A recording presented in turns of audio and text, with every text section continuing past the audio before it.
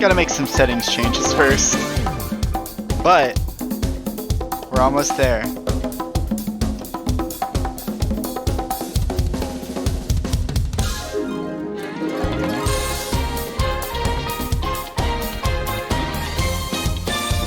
I actually need to downsize the resolution of it.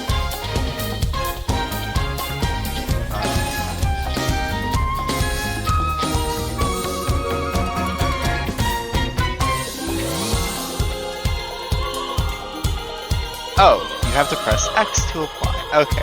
That actually... There we go.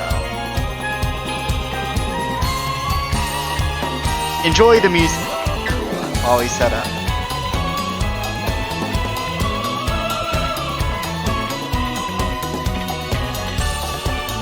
There's the chat.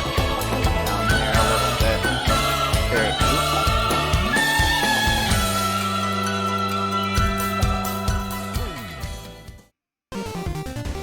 Alright, this should be good. Okay. It's a slight little reduction of volume. Okay. I am okay with not applying those changes. Alright. Mighty Gunvolt Burst. This is actually a game that one of my friends told me about. It's actually a very cool little Mega Man game. With a lot of stuff to get in it. Lots of collectibles, lots of shot customization, which was what I was really excited about whenever I heard about it, because also a crossover character. That's Ikoro from I don't remember what Galgun. I think this is a Galgun crossover character, and then otherwise it's actually a crossover between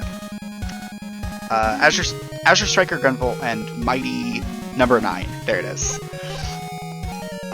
Beck actually has the most interesting customizations, so I'm going to pick him. It is the year 20XX. Breakthroughs in robotic technology have ushered in a new era of society in the US. One day, the Mighty Numbers, a powerful team of robots developed by Dr. White, suddenly began to lose control and cause chaos throughout the nation. I forgot about Dr. White. Not Dr. Light, may as well have called him that. Caused chaos throughout the nation. The root cause of this phenomenon was unknown. The 9th mighty number, a robot named Beck. He's the highest number, that's how you know he's good. He's gonna beat them all. Was somehow unaffected by this phenomenon. Equipped with the ability to bring his brothers and sisters back to normal, Beck was successful in returning them to their true selves. Hoping to be better prepared for such situations in the future, Dr. White expedited the completion of an advanced weapon system that he had been researching for quite a while. Dr. White says the following line. It's not narration anymore. Beck, I made a new VR training program based off your experiences thus far. This time, your weapons will be able to sync with you and power up / evolve as you make progress. Alright, let's get started. How would you say that? How would you speak? Power up. Alright, that's fine. So, this game is Mega Man, basically. You just come in, you play it. It's kind of just a classic Mega Man game. Except instead of a lives counter, you have retries in the bottom. Let me actually check something. Chat is in a good spot. Just make sure it's actually there. Okay. Alright. You got guns, you got jumping, you don't have a charge shot or anything like that. I don't remember if there are any other buttons, so I think this might be it. Got a cherry there, which... Oh yeah, okay. Bursting. So, whenever you defeat an enemy, if you're near it, it makes burst happen. And that just gives you more points. You have infinite time to create burst combos. There's not really like any time pressure to it or anything. The only thing that the game asks for is consistency.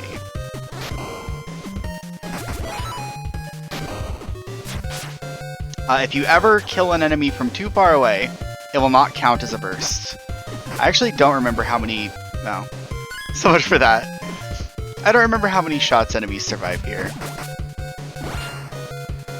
But the basic way to actually get bursts is to just walk up to an enemy while shooting them until they're one hit away from death. And then finish them off with a savage blow from up close. The burst mechanic also kind of means that no enemies respawn, I think, because there's the concept of full comboing a level that this actually introduces into the formula.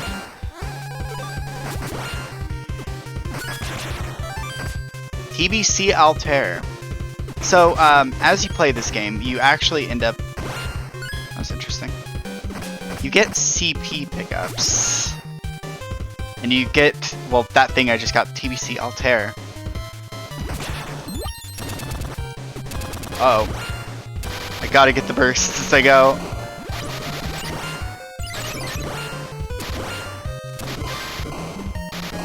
You get weapon modules and stuff. We'll actually look at those later. Because they let you actually do more things with your gun. Which is actually kind of sweet. It's literally the thing that I liked the most about this game.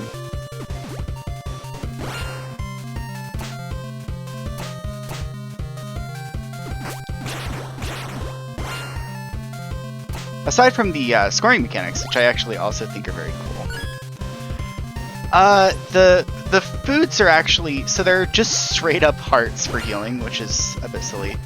Then there are foods, and foods you can use, yes. Foods restore your health. You can use them from the pause screen.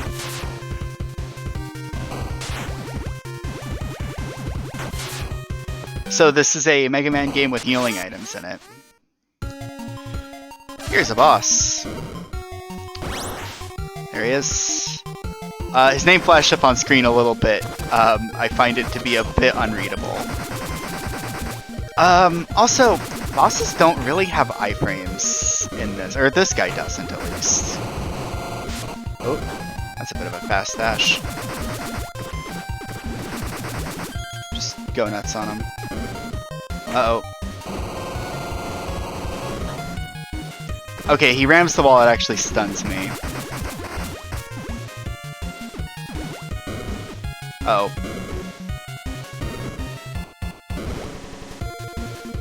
Oh, he's gonna... Oh! Dodge the bullets! Okay, that's fine. It's actually going to crush me.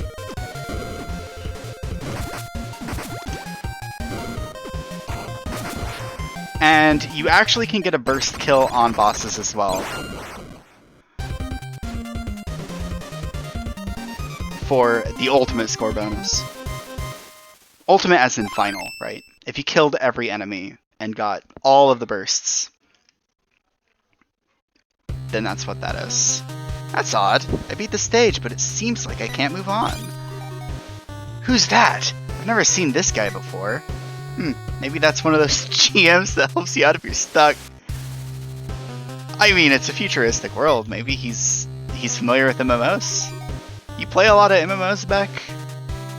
Ah, my name is Gunvolt, the Azure Striker, also known as GV, but I guess in this case you can also call me GM. This world is under the control of my Azure Striker's septimal power. Come now, the real game is just getting started. Defeat the bosses and make your way to this world's final destination. Gunvolt, huh? Who in the world is this guy? You also get a rank, I think. Yeah. S rank. I ranked it. Previous high score was a 0-point score, which was a D rank, which is better than an F, you know? Alright. I discovered a problem with the VR training program. This entire VR world is under the control of a GM named Gunvolt. You just took him at his word, didn't you, Beck? He's not a GM. He's, you know, he's just in control. After that, I looked for the word exit on the console I found, but couldn't find it anywhere. I have the power to help robots who've lost control, but that power is locked during training. No dashing in this game. Now all I have is my trusty custom shot. This is a new weapon that the professor entrusted to me that can take many different forms. Alright, here's my new invention. It allows you to customize the type of shot that you fire. I call it the custom shot. You go to the customize menu here and edit any of these little templates. They're all actually blank by default. And there are a whole bunch of different ways for your shot to look. As Beck, it's actually, the system is at its most complex. None of these actually inherently have different behavior. Like if I test this one, it's just the Buster, but it's fire. If I test this one, it's the Buster, but it shoots crystals. If I test this one, it shoots lightning now. It's, you know, cute, but nothing wildly different. Just kind of an aesthetic thing. Big sound effect changes and stuff. It's actually really cool, but what is the tracer? That looks neat. Is that just like a dart that tracks the enemy or something? And then there's the regular Buster. I actually want to just use normal shot for now. On-screen bullets. There's 3 of them. Single fire, trajectory. Okay, so I don't know what I actually... Hold on. Let me back out of this menu real quick. I don't know what I just got. Check rare items. Yes. So the TBC Altair allows you to make your shot curve with the trajectory option. You can also find this in the level, which lets you increase the duration of your shot. Last up to 3 to 5 seconds with that. And more CP. CP are actually customization points as well, which those are pretty important to have. So yeah, if I go to trajectory, curve. So now my shot actually, oh, it curves up.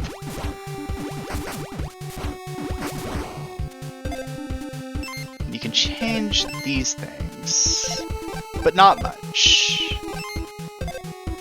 I think if I change the bullet type, I might be able to change those more. Fire.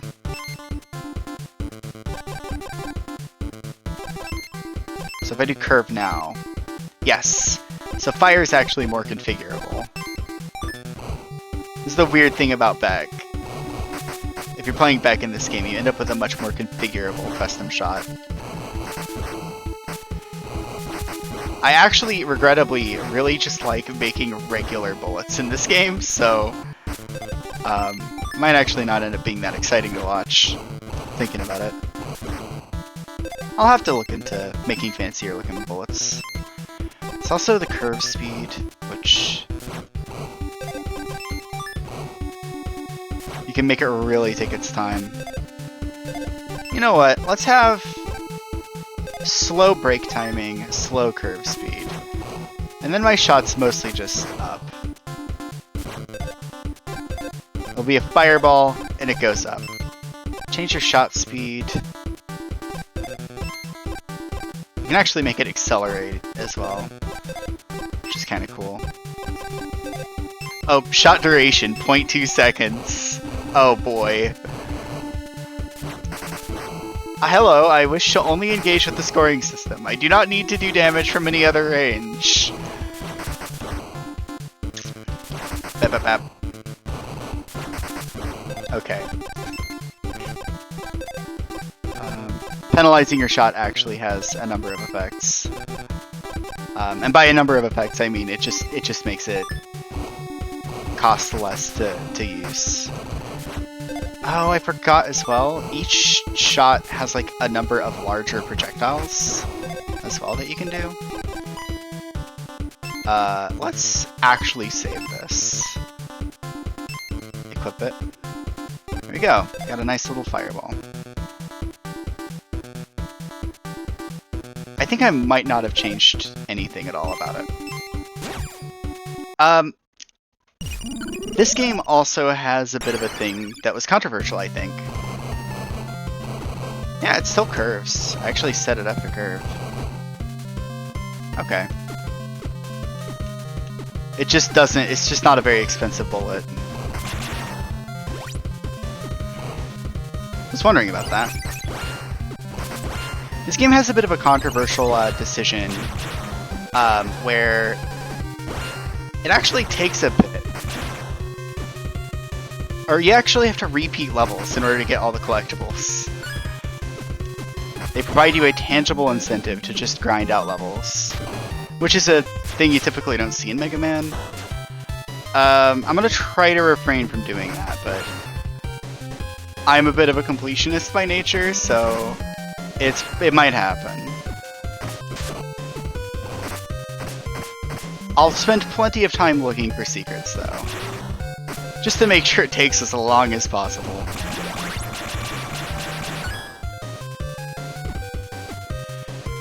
This actual curve shot might be a little bit easier to find secrets with, too.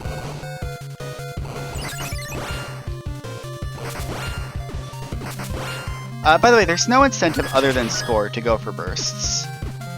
I don't think there's, like, ever any unlocks that you get for doing it or anything like that. By the way, hi, I'm bad at Mega Man. I'm not a Mega Man gamer, unfortunately. Not typically. I live for the custom shots, more than anything. Wait. Okay, there's nothing there. No secrets.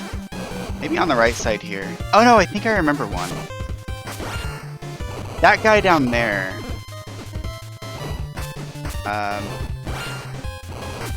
Oh wait, there it is. Yes. SPEX Achernar. That's actually going to be just a slight shot duration increase. Not that I really need it. 3 to 5 second shot duration, when your bullets travel this fast, isn't really necessary.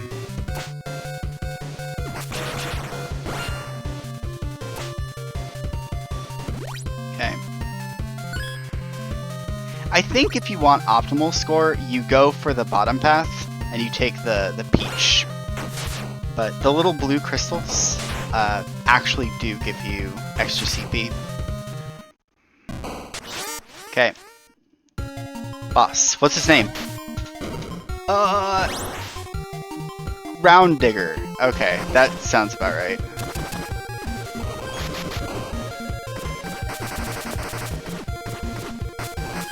Other slight unfortunate thing about this game is it does really encourage mashing like that. Just hammer that fire button. Classic Mega Man style. Turn around! Yeah! Got him. That wasn't a burst! My score's been ruined. Also, I missed the 50 CP. Oh well. Gonna move on from here. A! Oh. That was actually a really close S rank. Alright. And yeah, when you clear a level, you get a choice of item. These items you cannot find in the level. You just have to make your pick, or whatever. You just have to commit. Some of these items actually carry over from other files. Looks like the pixel stickers carry over. Which I think you can actually set up as like profile pictures? Collection? You can like set... Alright, you can look at them. You can zoom in. Not a lot of pixels to look at.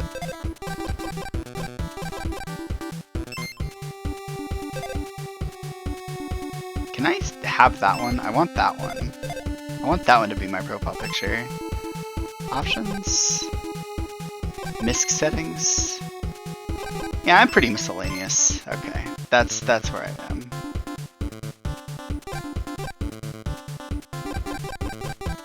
Oh wait, okay, you can scroll up. What was the one I liked? What was it?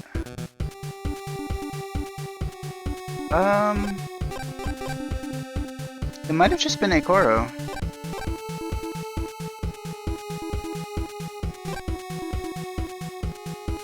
That one. I like this one. Yeah. Apply this. so easy to not change your options. Okay, oil platform. Charge shot, bullet dissipation, there's element heat. Sure. So this stage will actually have a proper boss. It's not going to be an intro stage. Also, I feel like I remember there being something on the right wall here, but I guess not.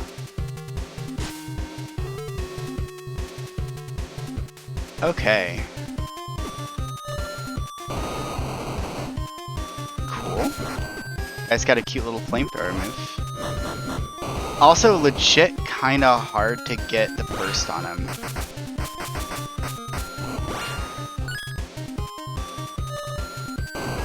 I can't go back up either. Oh, I remember. Okay, hold on. Actually, let's return to stage select. I actually just remembered something. I actually really like Radio Tower first. There's good prizes here. Let me actually check this out.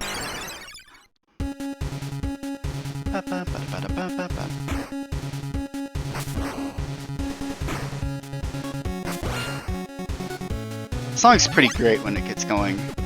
Oh, the power-ups! Oh, I don't think I ever figured out what the power-ups even do in this. It might just increase your damage. Hi, Tam! I'm playing a video game. You might recognize this one. I don't know.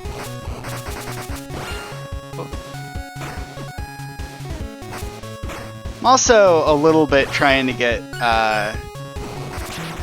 happy voice, higher energy me into the streams a bit more, which I think I've been slacking on a lot.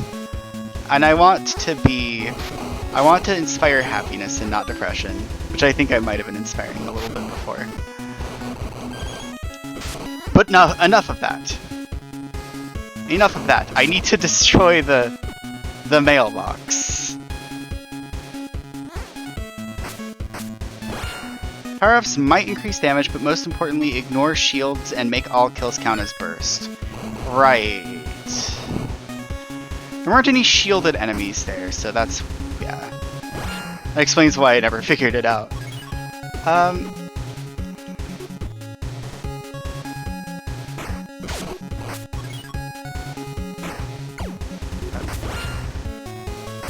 I keep thinking these guys are going to drop down on me at any moment. I don't remember if there are any hidden secrets here. All I remember is one specific secret from my time playing this game before. Oh. Yeah. Walls make a noise when you hit them, so that's actually not bad. The secret I remember wasn't that one that I just did. It was the one down below, because I think that's the movement ability. I like to do this stage first and just take the movement ability for the rest of the game, because that's just quite important. Also, I think this is going to be a bit of a wild ride. Oh, damn it. See? Wild ride. Oh, damn it. We're going to be here a while, I think. Hello.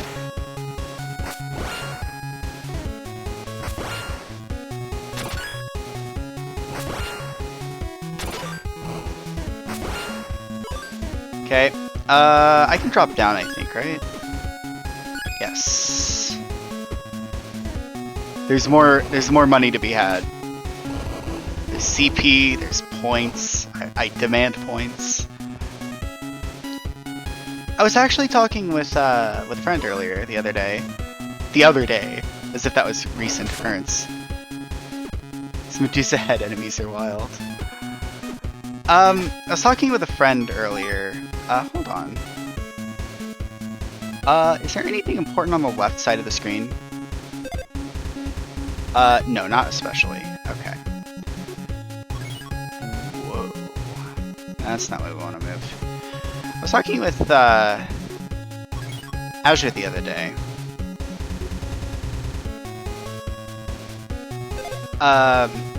Again, not really recently, but I was talking with Azure the other day about Mighty Number 9 and like the problem. Right, they revenge bullet. Okay. Problem with Mighty Number 9, which fundamentally is how confusing the scoring mechanic is.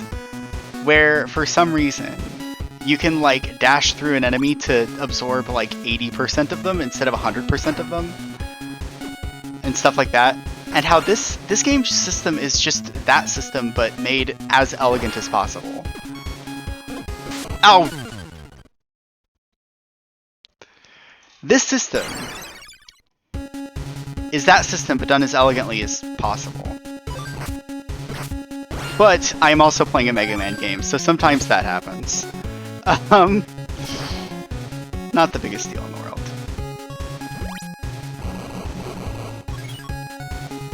Because it's very concise. It has, it is binary whether you hit it or not. Yeah, it's binary whether you hit it or not. And I mean, I think regardless of how, I think that introducing the granularity in Mighty Number 9 just inherently makes it a lot harder to, it creates an optimal playstyle, right?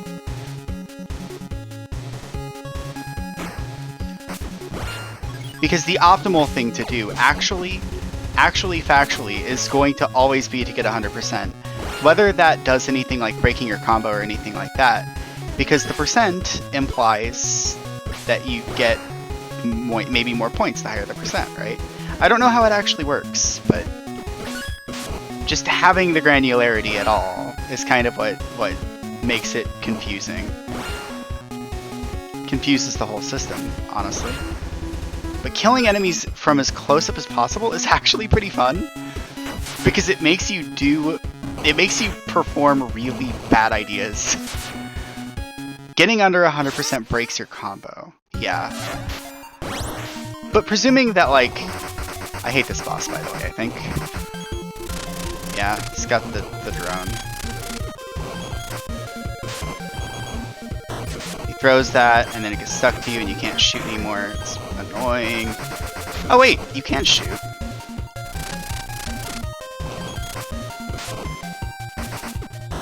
I'm gonna die.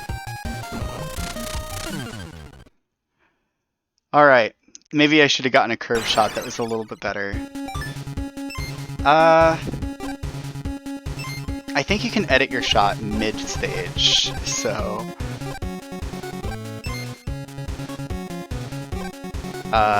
curve speed, sudden. Break timing, average. Maybe? Slow might actually be fine. I think average. I know what I want to do.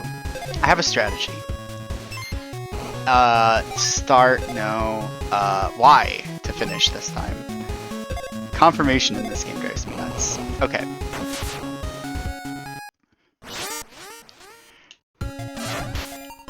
To lead aviator where you want to hit him.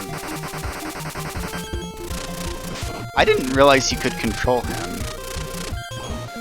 And then you have to not get grabbed. And then just go nuts. Uh-oh. I was hoping I could squeeze a shot in under his shield or something, but...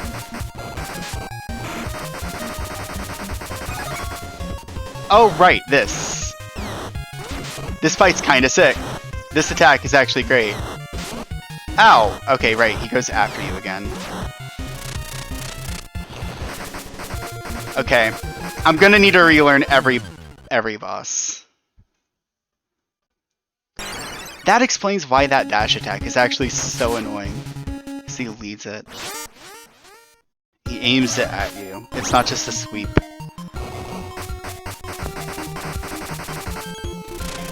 Hi Tam, I'm doing your favorite thing to do in Mega Man, which is to mash the attack button.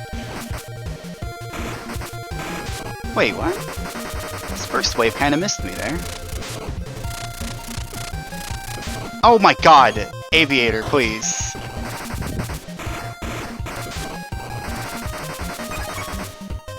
Just kill me. Aviator, I don't know what you want.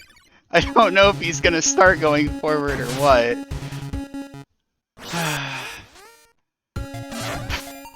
I think I have a strategy though. Hold on. I need my customization menu here. Hang on. Curve, brake timing, slow. I need to press Y. Okay, there we go. Okay. So this is the way I'm going to do it. I'm going to lure him to the opposite end of the arena.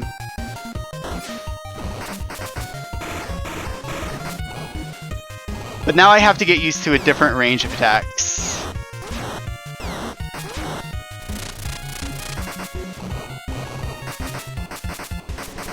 But if I lead him to the opposite side of the arena, it's actually a lot easier to manage.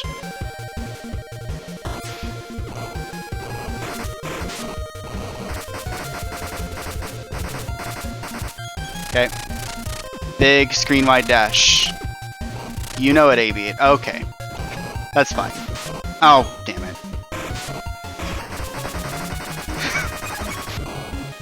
I'm just gonna do this the only way I know how.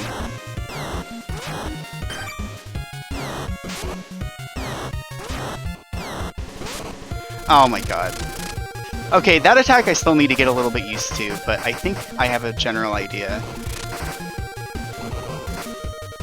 Oh,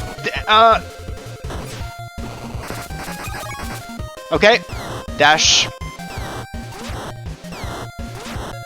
And then he's gonna come at me from the right, I think. Do I damage myself there? Does my shadow clone hurt? I think it does.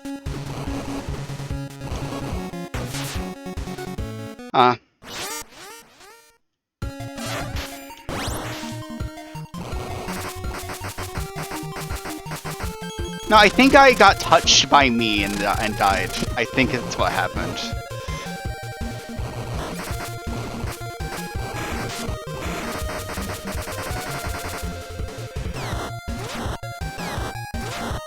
Fortunately, it doesn't shoot. Oh, could you imagine? Oh! Fling it at me. Okay. Okay, over here.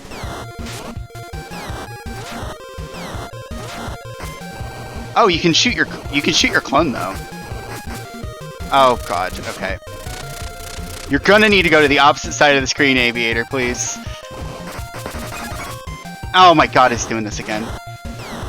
Okay, just don't get touched.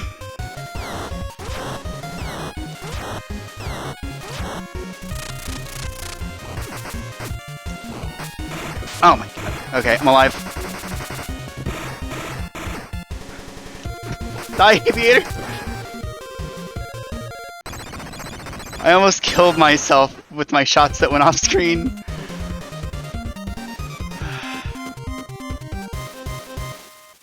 And it was a burst. First try. Got him. Ignore the 6 in the bottom left. Pay no mind. Oh, I didn't check my rank. I didn't realize you could simply not check your rank. Okay. Press. And I got everything from that, actually. Okay, so that level gives you aerial action, and I don't remember what Beck's aerial action is. But... hey! Oh, it's air dashes. That's something. One air dash should be fine. Oh, I can also get damage reduction. I'm gonna do it. I'm doing it. When I play, I try to lead Aviator's flight at close range, which is actually a nightmare. Yeah, because sometimes he can go forward. Sometimes he can just choose to go forward instead of going down. If he sweeps down, it's easy, but if he goes forward, you don't really have the time to react. Like, he's really fast when he sweeps along the ground. Okay, so if I remember right, by the way, press does more damage here. You just need, like, the time to react. Dang. Alright, well. No damage reduction. I'm gonna see if I'm right about press. I think this might be the boss weakness. The elements have really silly names. Aviator giving you press is like the silliest thing in the world. It makes no sense. Okay, I understand though, like, the logic, actually, behind press. How do you get up there and...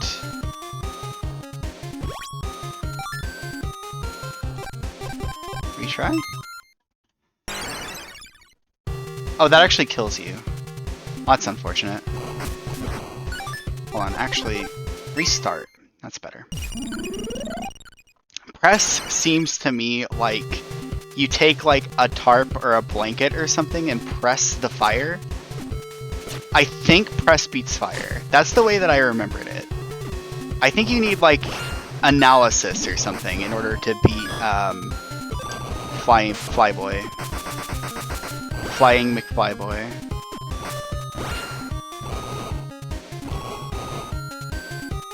Oh, this is the mine level, isn't it? If you want all the bursts. Okay. I remember this level for the mines. I don't remember this level.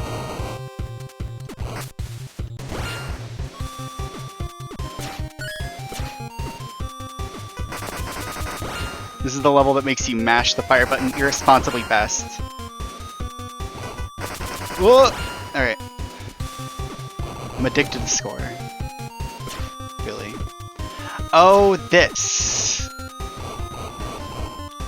This very bizarre gimmick.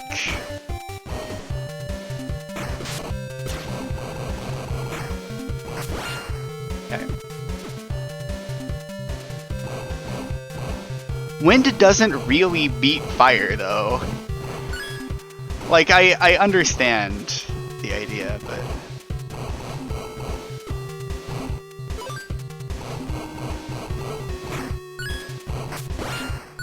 Okay.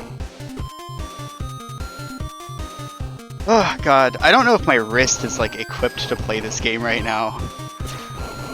That's the main thing.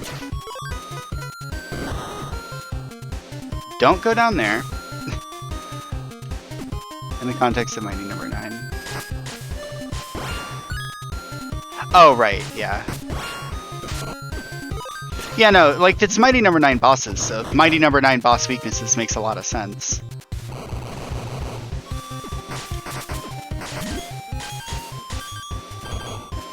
Wish I could keep shooting him. There you go.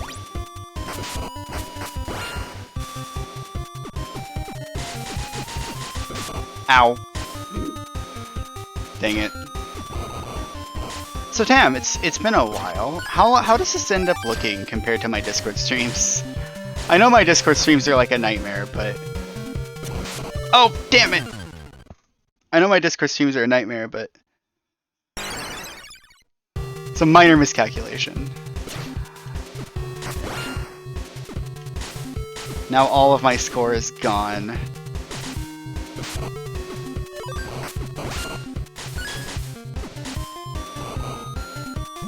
Frames exist here. Yeah. To be fair, by the way, like on Discord, I do actually turn the frame rate down to 15 so that it has a shot at having a somewhat higher resolution. But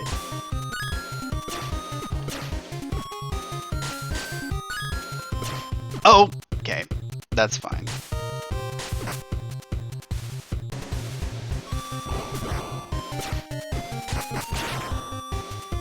I remembered. There is nothing here There's a healing item, but that's like it. What is the point? That wasn't even a 50 CP.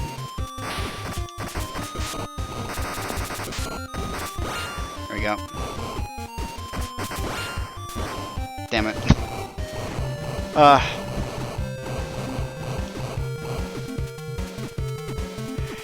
If your muscle memory falters for this game, like if your memory falters, it kind of just completely falls apart, I feel.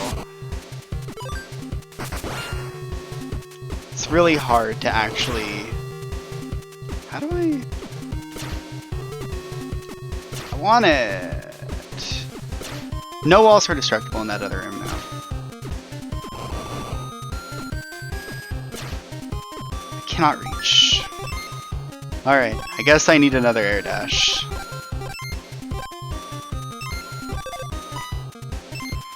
Yes!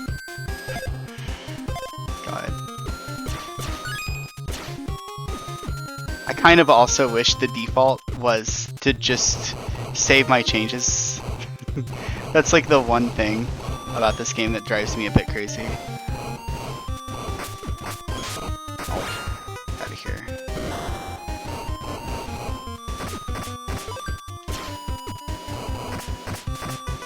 Uh-oh.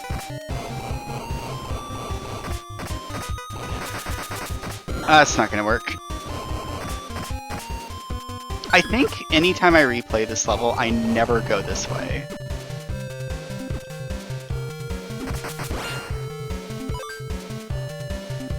Admittedly, I often play with shots and don't save them. I think they were just worried about you accidentally overwriting stuff. Inti Creates has a weird track record when it comes to customization systems. Because, like, Dragon Marked for Death, for instance. Uh-oh. Dragon Marked for Death, for instance, is very much a customization game. Yeah, I was just thinking, like, they're just maybe not particularly good at customization. Alright. Suffer at the hands of my pressing fireballs. And yeah, that's the ideal, right? Is that it gives you a prompt to confirm that you want to save. Don't forget to follow the channel, guys. Pressing flame.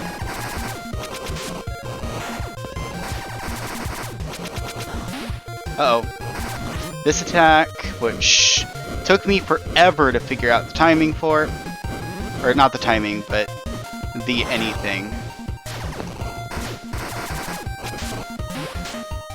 Oh god. I don't remember any of these attacks at all. Just die. Okay, I was gonna try to say something about Inti Creates and their customization systems. They're always a little weird. So, I'm not surprised, I guess, that saving's a bit janky.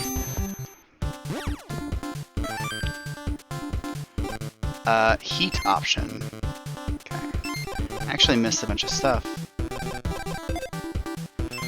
I'm gonna try this stage again. See if I can find the other stuff. Like Dragon Marked for Death, for instance, actually works fine for a large portion of the game.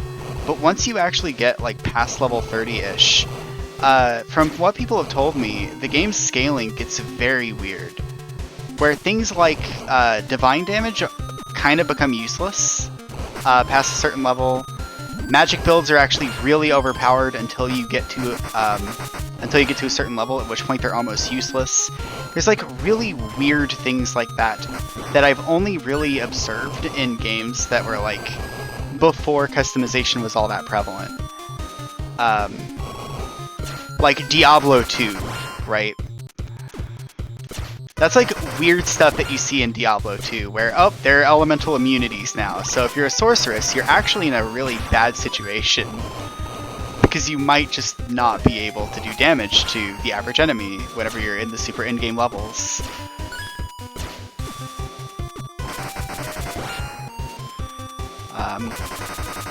Elemental immunities were a mistake in Diablo, basically is what I'm saying. Oh God, this is off topic. I'm trying to stay on topic, but I have to stray off topic for this because this is just pure self-indulgence. Diablo 2 actually has a really funny quirk where strength is the only stat that is used to determine whether you can equip items. So so basically every character always has a certain amount of strength regardless of their class, and that's it. The strength requirements don't even change. Like if you're a sorceress or something, you don't need like less strength to equip sorceress gear or anything. It's just you need a certain minimum amount of strength for every character, period. It's just one of the really weird quirks that game has.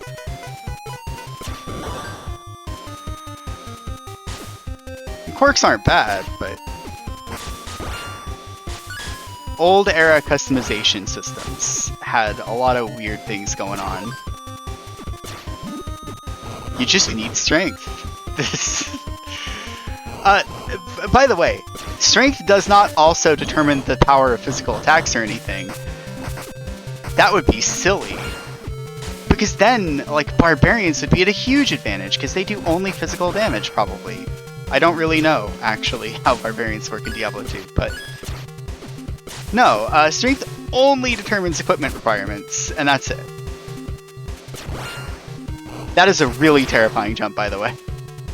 Oh! I remember what was in this room! I remember! The CP at the bottom right was a customization graphic thing. I found it already, on a different save.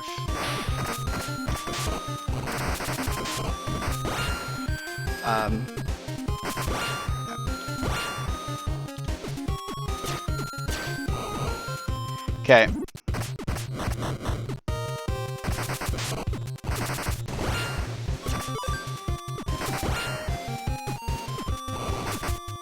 Yeah, stickers are global, the weirdest thing ever.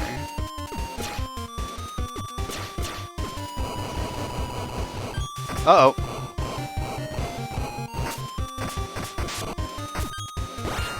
Got him.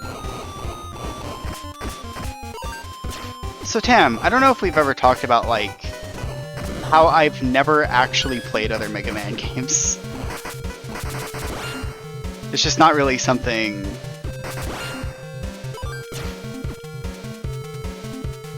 I do, so... This is basically the only Mega Man game I've ever played. It might show with how I play it. Got thinking about other Mega Man games, like Mega Man 9, Mega Man 10. I'm not really very into Mega Man games, usually. Just because of the limited lives, to be honest.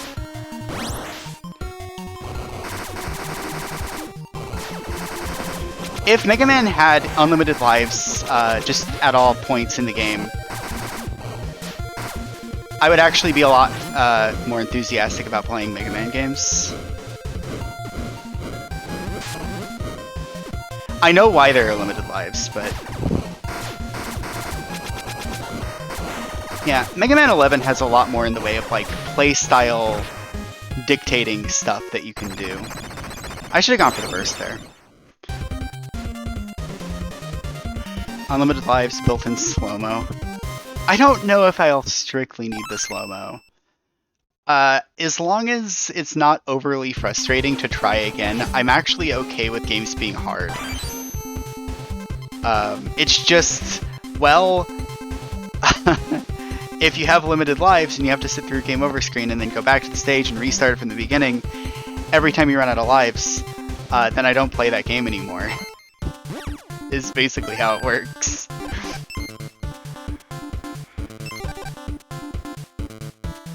It's funny, I haven't picked up any of these Pixel stickers, apparently. Okay, Waterworks Bureau. I think fire's probably gonna work here. We'll see.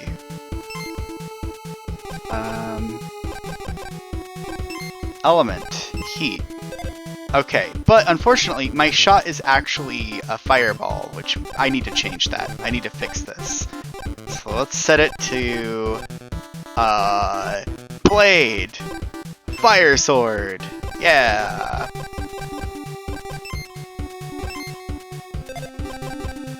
Charge shot. Charge shot's actually really cool. The description for it is actually really funny. You can now use the charge shot ability. Let me just...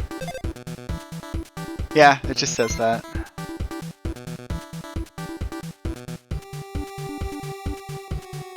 Yeah. Can I unlink? There we go. I'm alright at Megaman and I still like the slow-mo. Yeah. And I'm imagining, right, that the game is designed around the slow-mo, etc., right? It's not just a, hey, this game has a slow-mo button just in case you're bad at action games, you just hold the button down for the whole game. Like, the game's designed around it. It's part of the system of the game. I think that I would probably have a lot more fun figuring out when the proper time to use power gear is. Because that's one of the things I really like, is just super overpowered weapons that you can only use sometimes. I've actually become a bit more of a fan of that. So, I think the power gear, if I remember what it does right, the power gear is really fun. Oh wow. Swords come in medium and large and that's it. Big sword. No big sword. Bullet dissipation. Diffusion is very expensive. Oh my god, why is it so expensive? Okay, that's why it's expensive. It's basically an instant kill. Wow. Okay.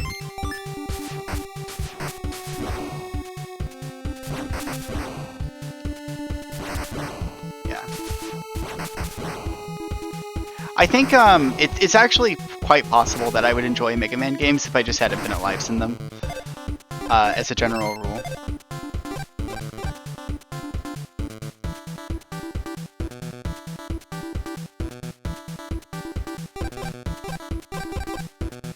Oh my god! Okay. The slow-mo could interfere with cycles, though.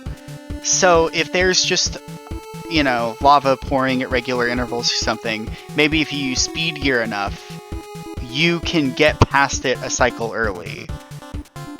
That's actually kind of cool, if true.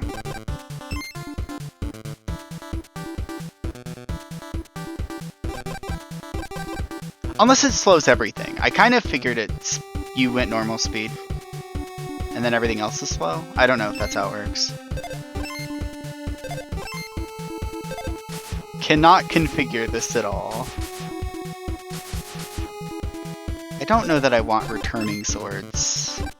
Slows everything, okay. It increases Mega Man's ability to process what's happening in front of him. That makes sense. I'm gonna avoid damage reduction if I can. Charge shot, by the way, is really cool. I didn't talk about this, but you can actually make a custom shot and then link it here, and if you charge up, you'll shoot the other custom shot instead. And you can make it charge up super fast, if you like, and automatically, potentially, if you prefer. Oh my god. Press Y. Alright. My shots icon is still a fireball, but it's basically correct. If you have any ideas for something I should try out, Tam, feel free to let me know. Because I struggle to figure out exactly how I want to configure things.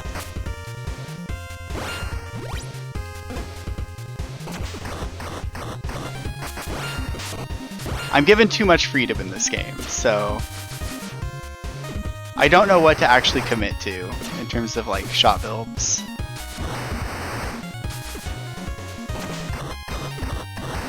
Oh, this sucks! I remember this.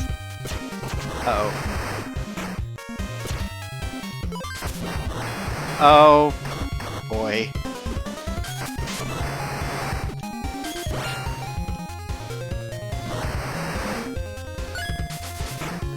Just get me out of this room. I don't want to be in this room. Look, if you have any cool recommendations for custom shots or other activities to try out in this game, feel free, as long as it doesn't involve this room. If I never have to see this room again, it'll be too soon.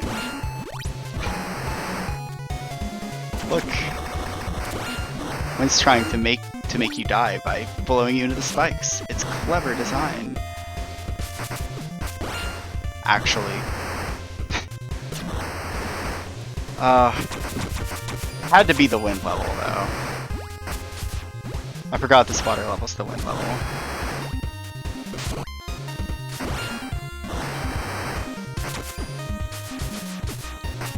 Uh-oh. Alright.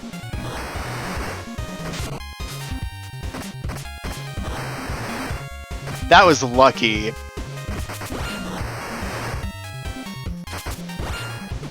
Uh-oh.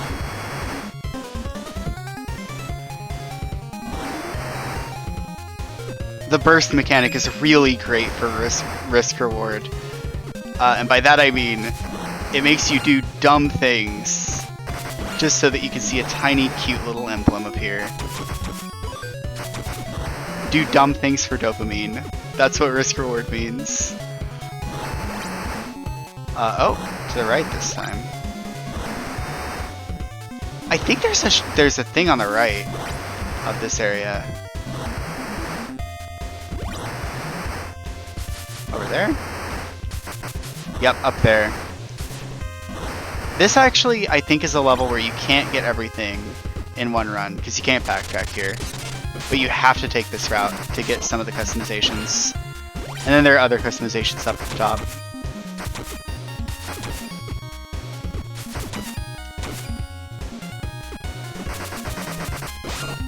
I need like a light incentive. I'm not the kind of person who like... I'm not too picky, usually, but I like there being some kind of system that tells me, do this dumb thing. What? I don't even remember that being there. It's just a Tenebula off screen.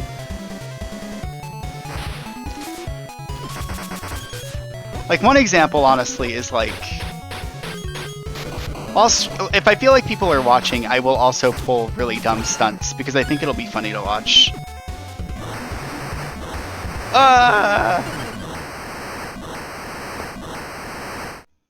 Wish I could give it advice for custom weapons. Yeah, I don't mean like advice, like how to make useful ones. I mean how to make fun ones. Because I think if I make a lot of custom shots, I'm just going to try to make ones that are really practical. And I think that's going to be really boring. I'm going to have to shout over this wind, by the way. There's an airplane taking off! You hear me?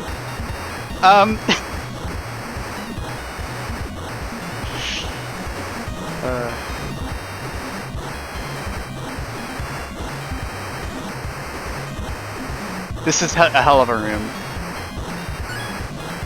That's all I'm saying. I'm just gonna give up my combo. I already died.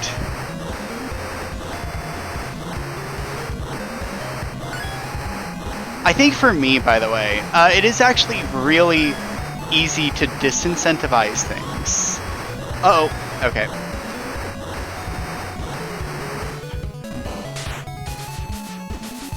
Look, I'll tolerate a really dumb custom weapon, damn if you got any. Right. It's easy to disincentivize things for me, though. Like, I tried to play Elden Ring, and I had a lot of anxiety about potentially losing my souls, my runes. It's like the thing I don't like about that game. It's actually kind of hard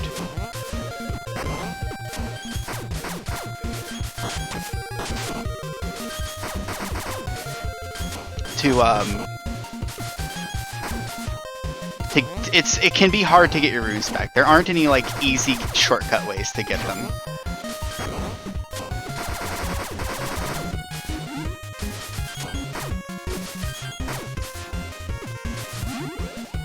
What the? I don't remember this.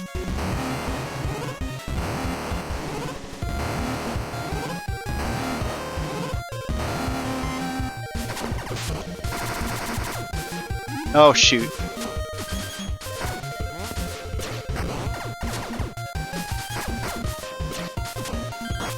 Oh, damn it.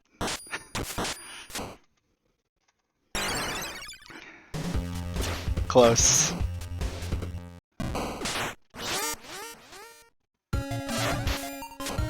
I forget if you know the secondary gimmick of every level / boss in this game.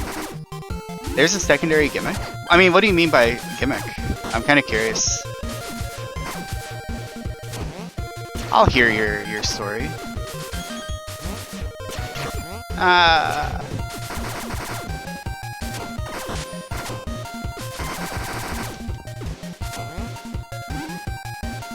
Okay, desperation move?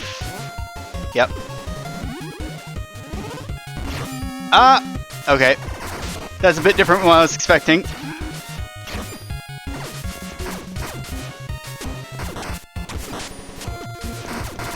IMO, correct way to take out this boss is to just walk into the ice cubes.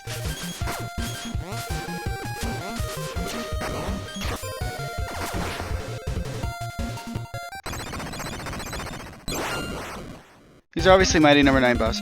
Oh, are these like Gunvolt location or Gunvolt gimmicks, like Gunvolt level design gimmicks and stuff? Cryo's obviously the ice boss. B. Cryo's obviously the ice boss. True.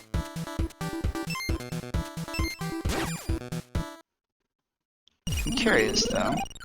Of every level / boss. Okay. I'm gonna take the alternate route this time. Oop. And I'm gonna try to get all the bursts if I can. I may not be able to. There's a bit of Gunvolt. Okay. I did get myself a bit curious about Gunvolt. I kind of want to know how how okay. I'm sorry. I'm sorry, me, but I guess I'm replaying this level. How forgiving is Gunvolt about retrying? Like, incidentally, in case I wanted to play it and wanted to not have constant anxiety about the scoring system.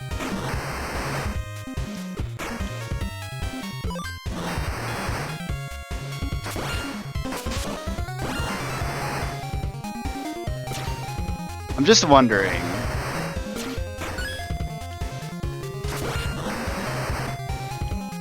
Is it quick to retry, etc.?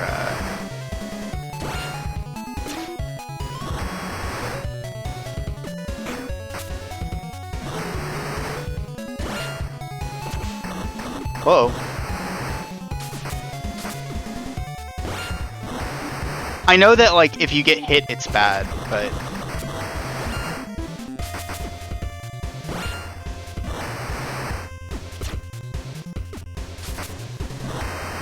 Infinite lives, but you can't get S+ without skipping checkpoints. True. I should probably just make Nightbot shut up for the moment, huh?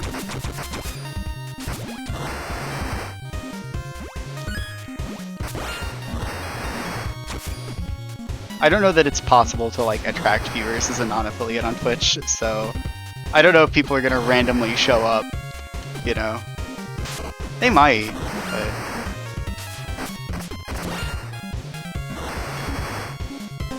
CP. Don't die.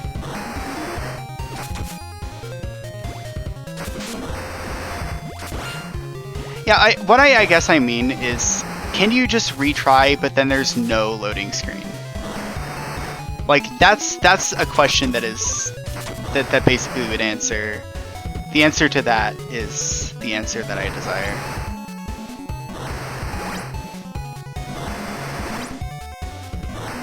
Or is it like, if I get hit, I'll have to wait like 15 seconds to try again, and I have to go from the beginning of the level?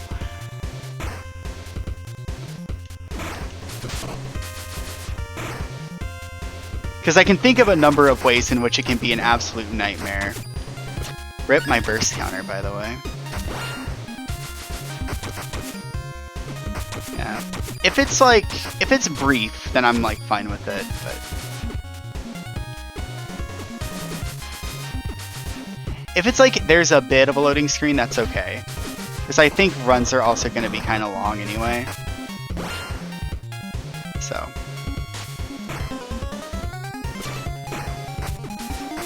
There we go.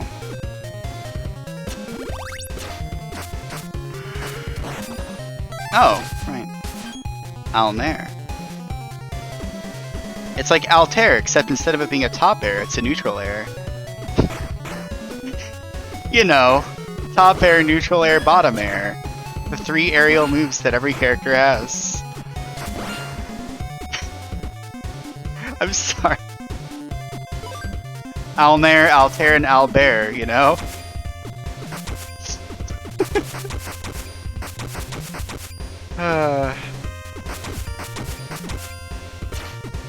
I need to like have a bit less of a dry delivery though. I feel like I'm apologizing with every joke I tell.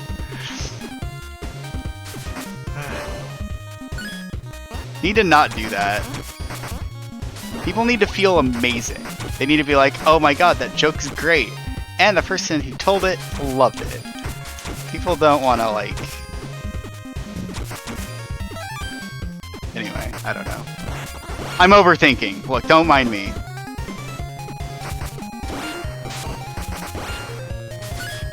Okay. Terra would be more pronounceable than where. Correct. Yes. Let's make a normal shot. Trajectory wave? Will this work? Strange air and charm air, like forks. Oh yeah. Alcer and Alcare.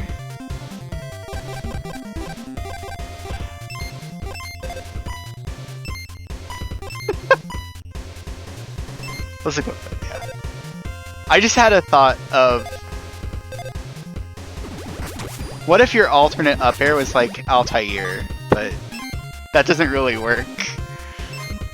My brain really thought that was funny though. Spark? Does this let me get a better trajectory? Return wave. Long. Oh, that's not really what I want. Short, high amplitude. Yes! Perfect. Now, we need to start an electrical fire. Heat. Electrical heat. Yes.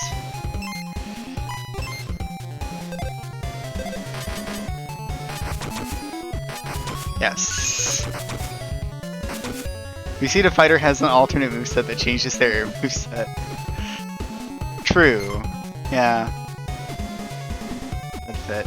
And they could have Altair. Oh god, but Rocket Fox, that's just gonna result in even less pronounceable things. We're gonna get like Altair and Altware and Alt-Bear and Alt-Fair? Which one am I missing? I don't think I'm missing any. Yeah, Alt-Bear. I like Alt-Bear though. Need a good amount of choice in the types of bears that we have access to. Where? That's me trying to turn up air into a word, Tam. I'm trying very hard to make it work. I can't hit this. I'm just not gonna go for it. Where? Oh my god! CP greed. CP greed is real. Okay. UV and W are all the same letter anyway. Yeah, you put two V's together and you get W. That's evidence enough.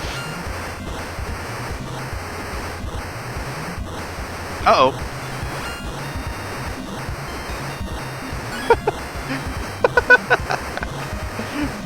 Who let Wario name a move? War! From now on, it is not up air, it is war. My Wario voice isn't very Wario. Okay. We're out of that room. I don't know how that sounds for you, but God. It's a bit ridiculous. Oh, it's... I'm acting surprised, but I don't want to fight this boss. I never want to fight this boss.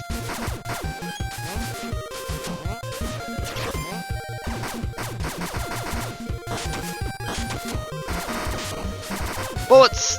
Oh my god. Is there like a special alternate way to delete this shield, by the way, from existence? Like, out of the game, actually.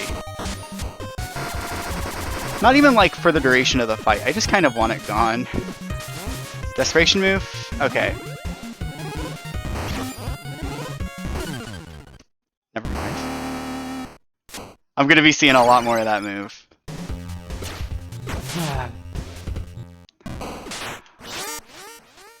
What a boss. I just want to shoot you whenever I want, Cryosphere. Is that so much to... I mean, I can't say that I don't get it. I wouldn't want to get shot either.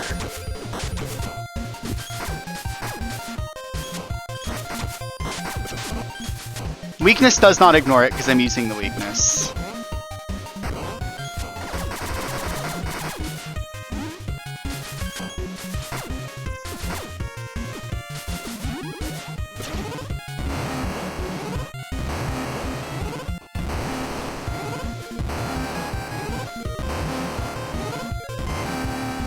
Katie's a genius. Uh-oh.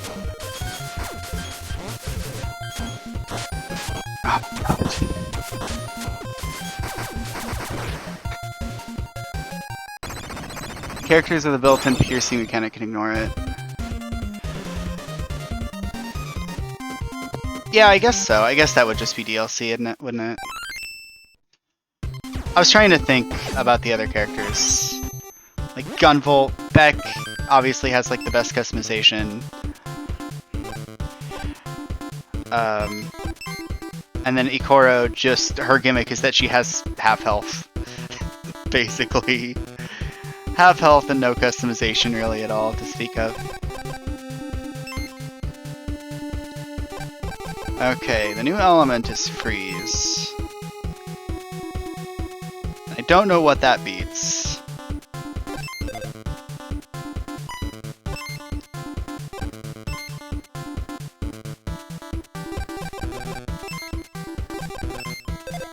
Cold daggers. There's like a vampire character I remember. Something like that. I don't remember any detail about them. I know they're not a vampire. But I just think of them as a vampire. It's like one of the characters from Mighty Number 9 or something, who has lifesteal but loses health over time and uses melee attacks. It's something like that. Mine, military base. Is it highway? It's so funny to me that I'm like, oh, I know a vampire character. Who the hell is this guy? Oh wait, never mind.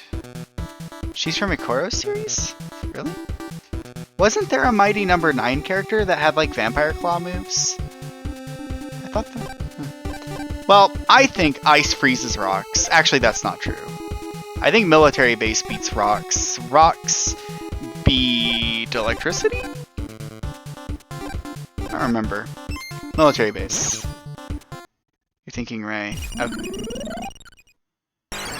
I'm gonna take your word for it on that.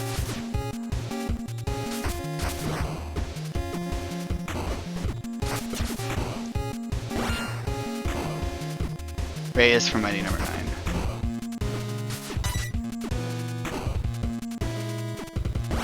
Oh, Devil Lady. I remember Devil Lady now. But yeah, that's not who I was thinking of. Yeah.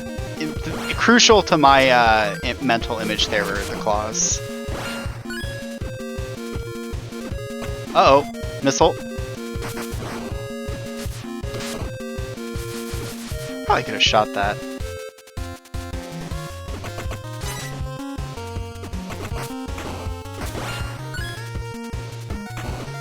You know what could be neat? Is some way to get, like, a chance that enemies drop power-ups or something. Chance to make power-ups occur.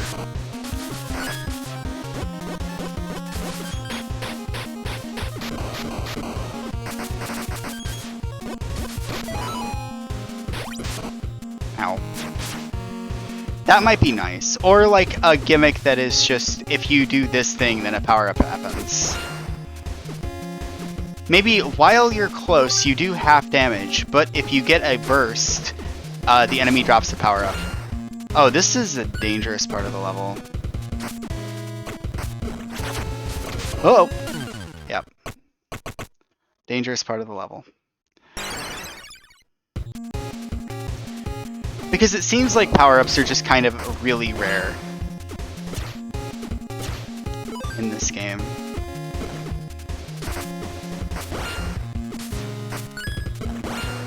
Uh-oh. We're good. Power-ups are like disappointingly rare.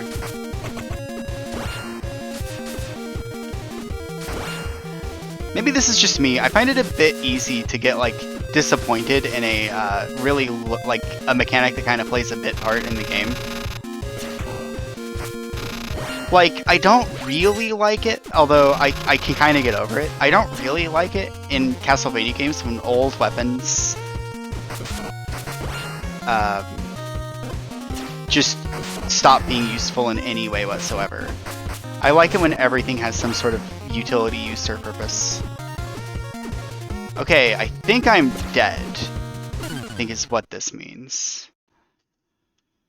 So, I wanted the power up.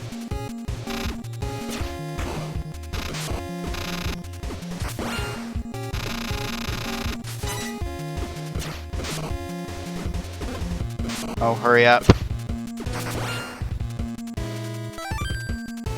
I've never had to do that more than once.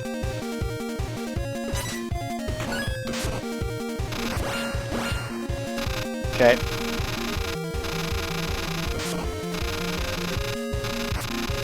Oh, that wall was breakable. Sweet embrace of death. Damn it. That's not what I wanted to hear, game. I heard the wall crack. It's probably just art or something. Nothing important.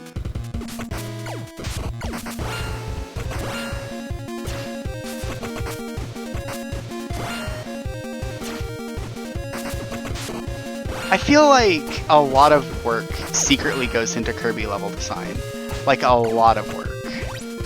To make sure that it like feels reasonably good to do with a bunch of different powers.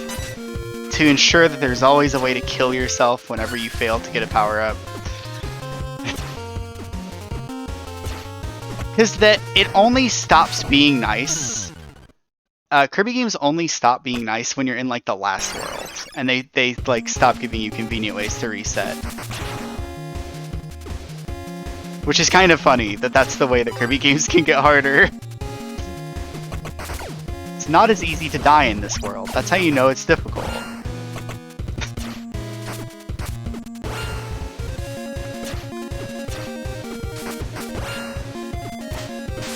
Playing this is actually reminding me of Mercenary Kings, by the way. I'm trying to stay on topic, but I'm not succeeding. Zap. Missile Boy. Die. One knife at a time.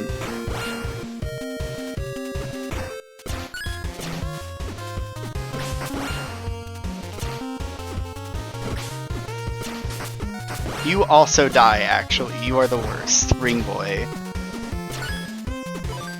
Ring Boy gonna take me on a journey to a land that nobody wants to visit. What do you think's below the bottomless pit, though?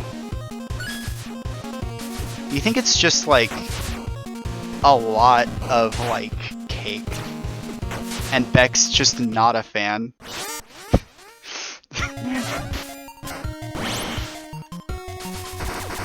Why did I somehow remember that freeze works on Battalion?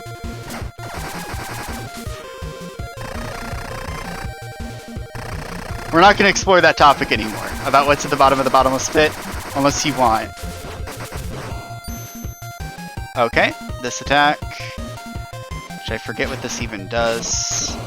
Aims missiles at you, some gunfire, drill, probably spikes. No! That's not funny! Oh god, it's a cannon. Don't shoot me, Battalion! Yes, summon reinforcements. Keep doing that. Yeah!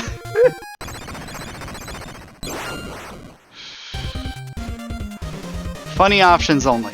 There isn't a single spike down there. It is a place that humans would love to be at, and robots hate.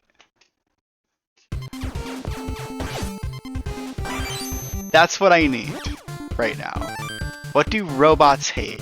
Why did I pick cake, though, whenever I was searching for that? Full auto. You actually have to find that. I simply must know.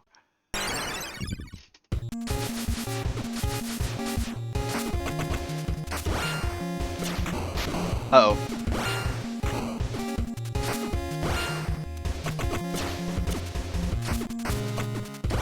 What do robots hate, though? That, I think, is a good question. Oh. You fall once, you lose your hamburger. Actually, Beck probably does love ice cream, knowing this game's propensity for giving you regular human food. He is a robot, right? He's a robot. Actually, don't know anything about Beck. Don't know much about Mighty Number 9. The greatest crime of all.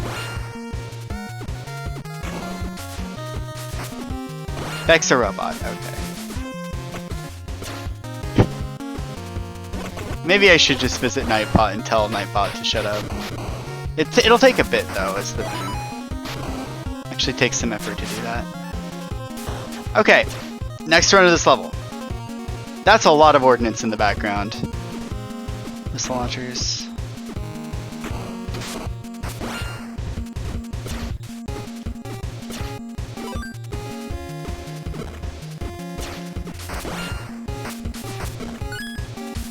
I see that Dr. White is more honest than Dr. Light. The robots in Mighty Number 9 are explicitly designed for combat. That is significantly more honest than, like, yes, I made Top Man for home utility. Yeah. He's my entertainer.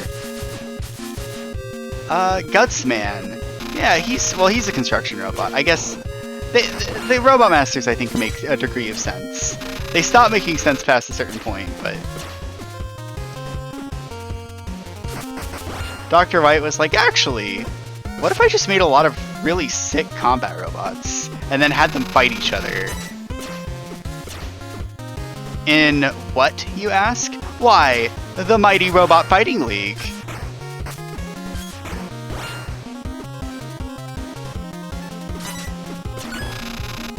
Which might actually be what it's named, because it has the word mighty in its name, actually. This section's really scary. Okay. Hey, there's the full auto. It's actually even hard to get. Adhara.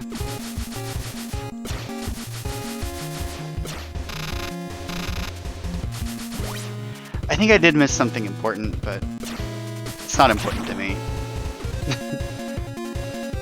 There's a little bit of CP over there, but...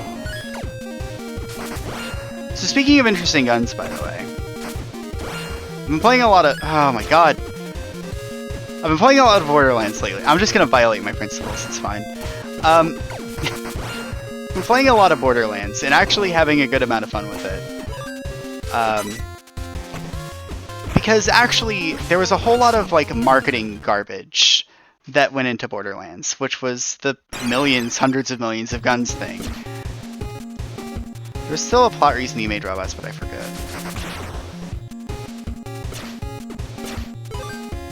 Orange.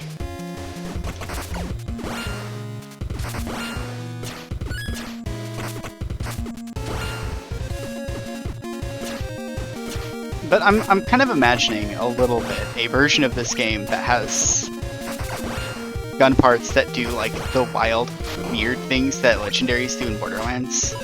Like being able to get a power-up that makes your gun do chain lightning. Because I actually got a gun that does chain lightning in Borderlands. Because it's a Diablo game, it's got to have chain lightning in it.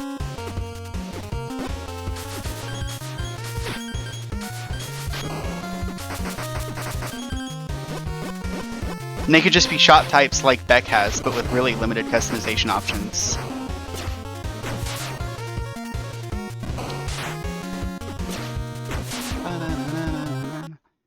I actually really like this boss, by the way. I'm back to the boss. I can talk about how cool Battalion is as a fight with just the hit scan minigun. Is he gonna aim it at me? Yep.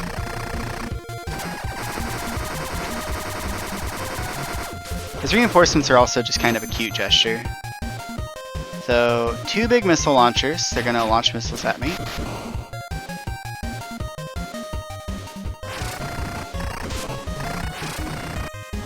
This minigun is a bit ill-telegraphed, but good enough. Chain lightning would be cool in this game. Yeah, it'd be a little OP. I think it would be a little OP, but... I also love how those bullets only hit the ground.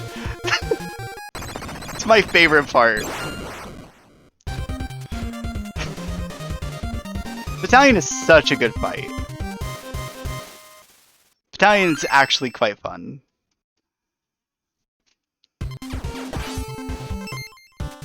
Now, to collect some CP and then blast some rocks with missiles, I think, is what I do now. Let's set it to drill.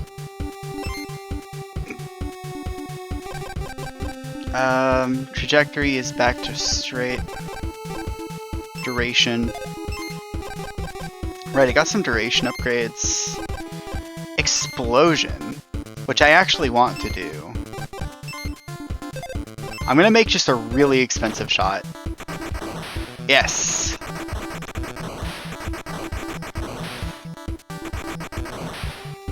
Oh, okay, I see. So it's okay to have something game-breaking because the game's already pretty broken as it is. Why not? I'll just give myself some damage reduction too. I'm not gonna be honest. Let's just cut to the point. We all know why I'm playing this game. It's to be overpowered.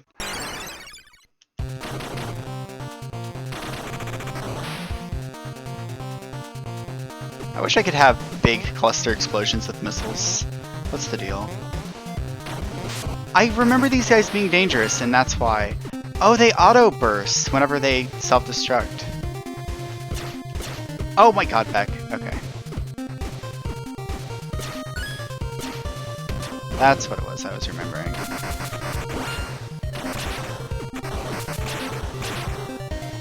It's a thematic shot.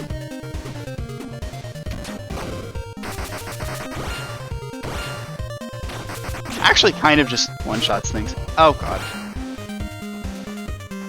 I never felt like I got anything that was super overpowered whenever I played this game originally.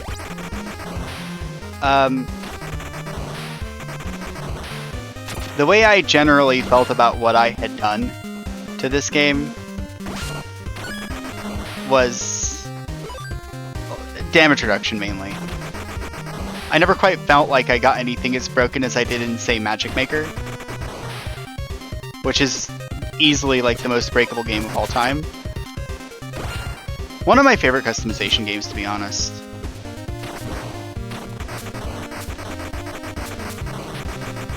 Break the rock. Come on.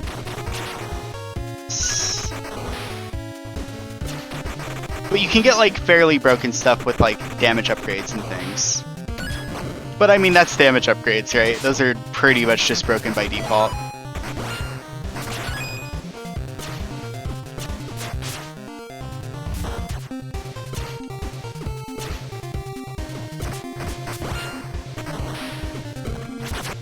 Oh.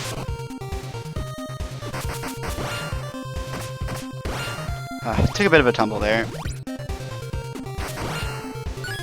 Oh my god. Range is useless for score. I didn't really think about that, yeah.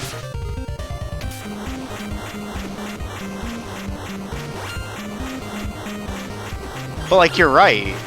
Range is completely useless for score.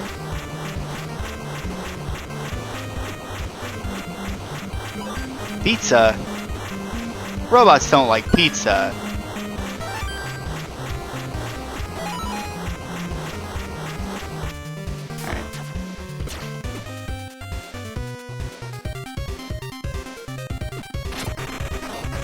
Robot boys don't eat pizza. Not in my Mega Man game. Actually, honestly, Mega Man's probably a big fan of pizza.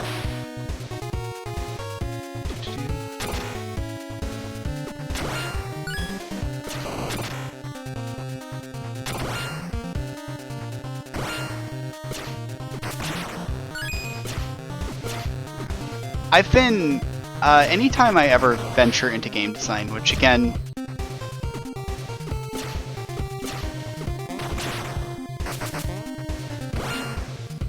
anytime I've ever ventured into game design, I always try to come up with something that's like foolproof, something that's brilliant and elegant and great. And the problem is that doesn't really exist, I feel.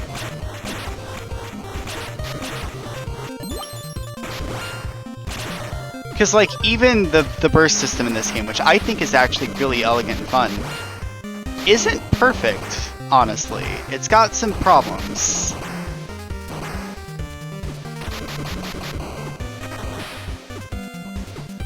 Given that, you know, if you just upgrade your damage, everything's fine. I basically pinpointed, though.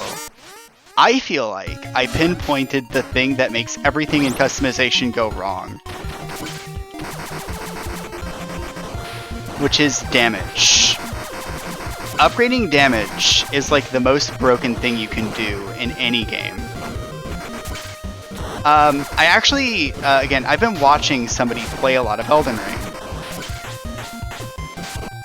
And, well, that's kind of a problem in that game too.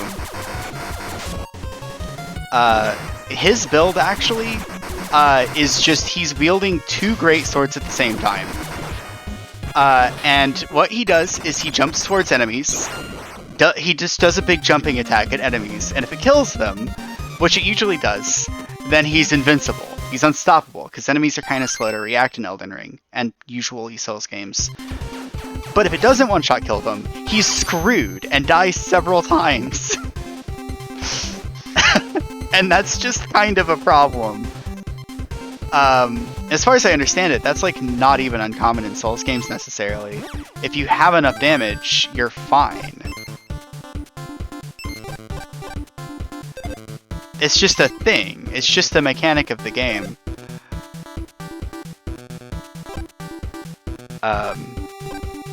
We're just gonna go straight to the power plant. Do you have bounce yet? I don't think so. It's trajectory, right? I can't imagine you make bouncing missiles. Bouncing drills. No Souls game can stand against doing all the damage. Okay, that's what I thought. What can I bounce with? Gyro?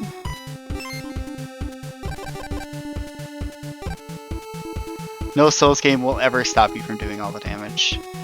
Yeah. Oh, I do have bounce. Little. Average. Big.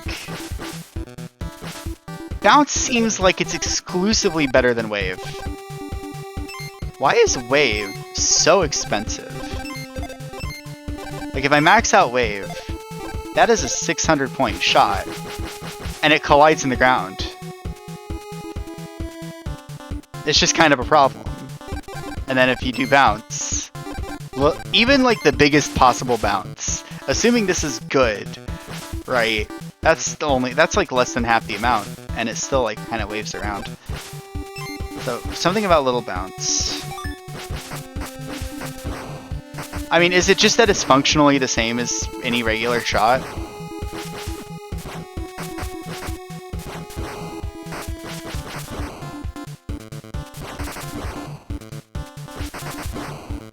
It just goes forward, so it's really practical.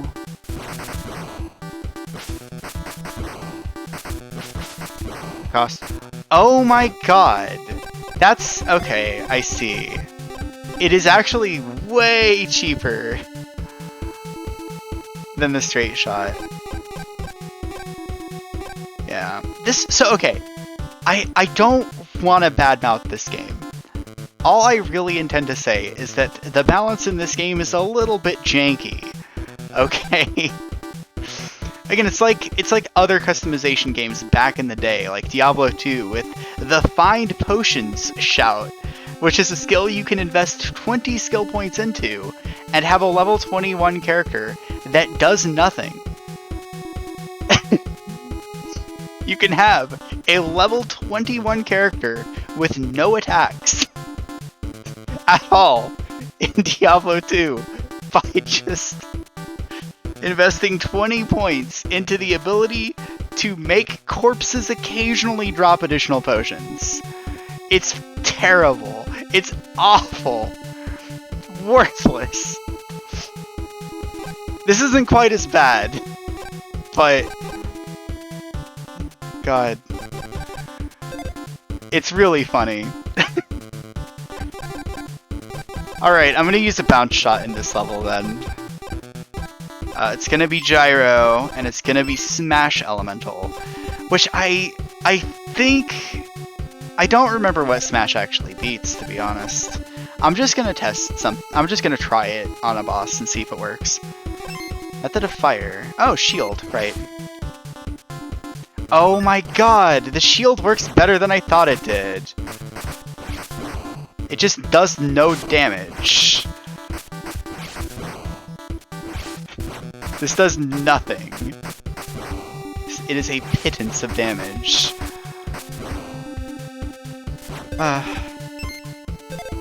Bad. I think that single fire should just, or that the defaults should just cost like 0. And everything else should just be unambiguously broken. Hold on. Minimum speed shot.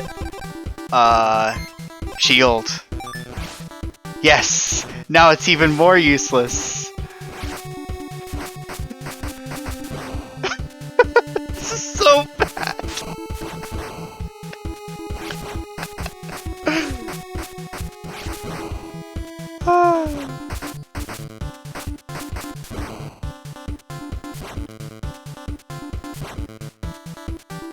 See, it says explicitly, right? The more bullets you fire, the less damage they do. It just doesn't say it in that many in those words. All right.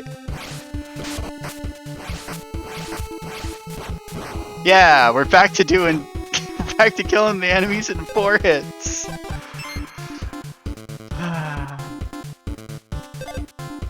Oh, it's so bad. Oh, please get off of that. Oh wait, hold on. What does Wave Shield do though? No. Wave. Shield. Wow. Check that out. You can play jump rope. Damn, did you? The shots don't pierce the ground by default. It needs to be bounce. It needs to be bounce to work. This game has some delightfully useless customizations. I want to know what return does. Oh, that's cute. It goes, it just starts going a little bit and then it goes backwards.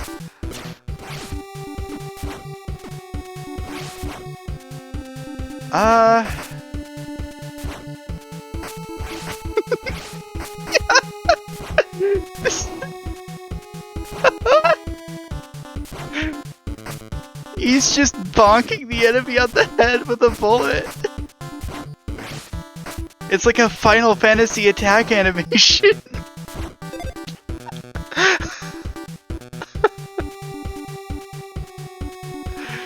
God. Oh, this could be cool though. Nope, they don't rebound. They don't return to character though. Hang time.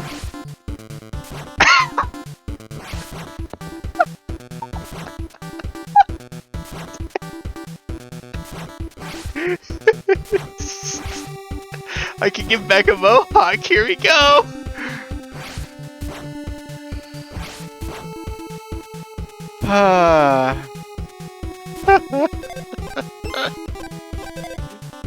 Oh, it's so bad. Okay. Alright, that's enough of that. Can I make it good with homing? No, actually. Not at all. No, doesn't home in.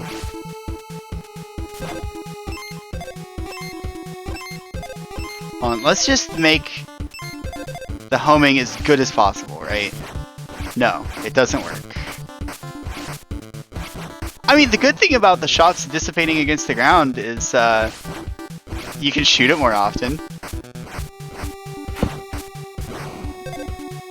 It's so bad.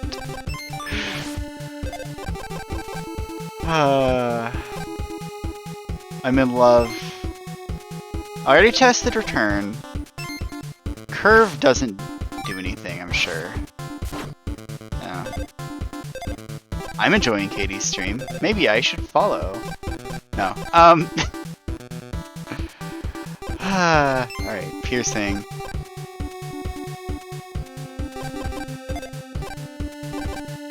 Okay. Oh, I can... Hold on.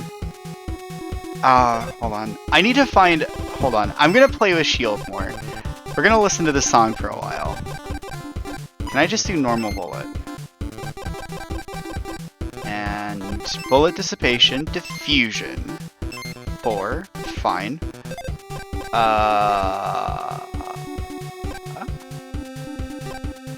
Method of fire? Oh, I can't shield with this?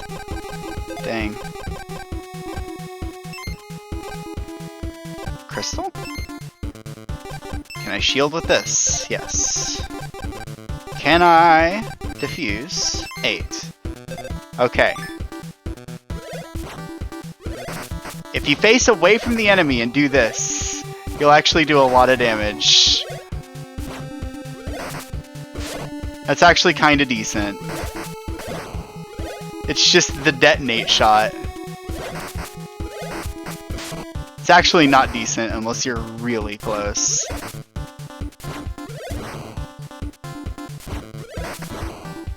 Yeah, whatever. Actually, can you make big explosion? No. I doubt you can make a missile shield. There's like no way, right? But I'm gonna test it. No. But I know missiles can have like bigger explosions. Big explosion. And then you set it to 5?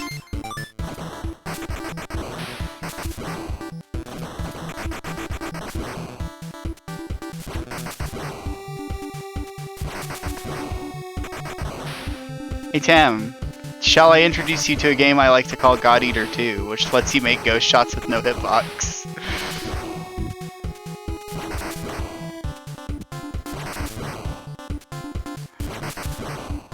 You can't quite make the same thing as the Megaman shield, though.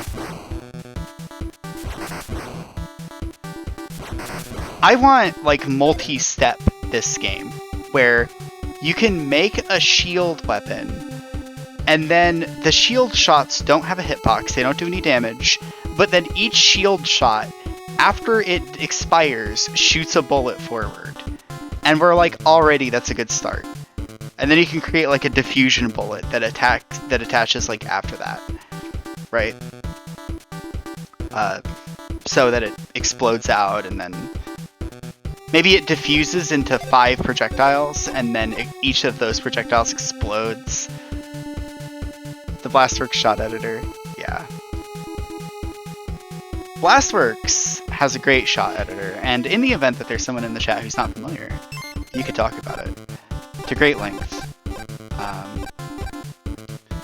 There might be someone in the chat who's not familiar. Okay, I need to actually figure out what I'm doing. Drill. Wait. Crystal. Wait. Gyro. I'm gonna make it bouncy. Bouncy gyro. Bounce, little bounce gyro. I cannot make it fast. Duration. No, don't really need duration. Dissipate. Big gyros. I can't quite get to the same level of chaos that I want, but smashing wind, that's what we got.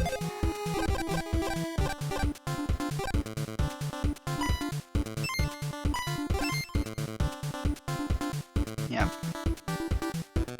Linearly programmable shots. That sounds about right.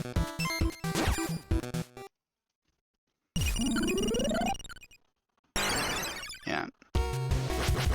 I think really all this game's shot editor needs is, all this game's shot editor needs, in my opinion, is, multi-step bullets. So, like, being able to have a bullet that then shoots another bullet under certain conditions. And that on its own would, like, add a ton of flexibility.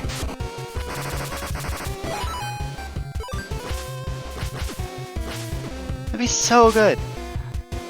And that's basically what God Eater does. That's why I will sing God Eater 2's praises till the end of time.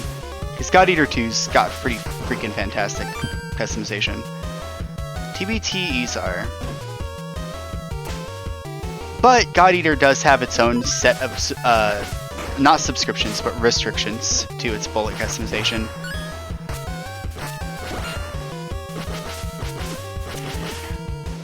So, it's a bit frustrating. Also, yeah, that use of bounce earlier, that was like forever ago, but at this point, that use of bounce I think is what the developers intended for you to use the bullet creator for. That's what the game was designed for, is just doing cute little interactions like that. Oh, it's the other power-up in the game. I found the other one. There's 2. Banana.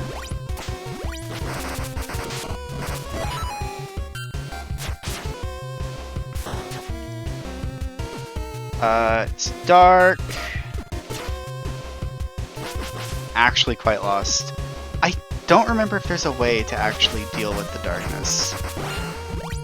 Oh, these zombies are kind of terrifying, if I remember. Because something, while they're enraged, damage resistance maybe? I don't remember. I just remember them being scary for some reason or another. Okay.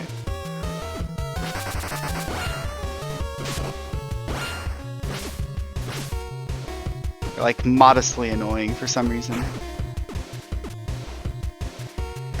I like how the shield guys instantly drop their shield when you shoot them. They like instantly drop their shield and they counterattack immediately. And I think that that's actually really nice. Because then you're not necessarily restricted into waiting for Sniper Joe to show himself. Oh, those drop. That's terrifying.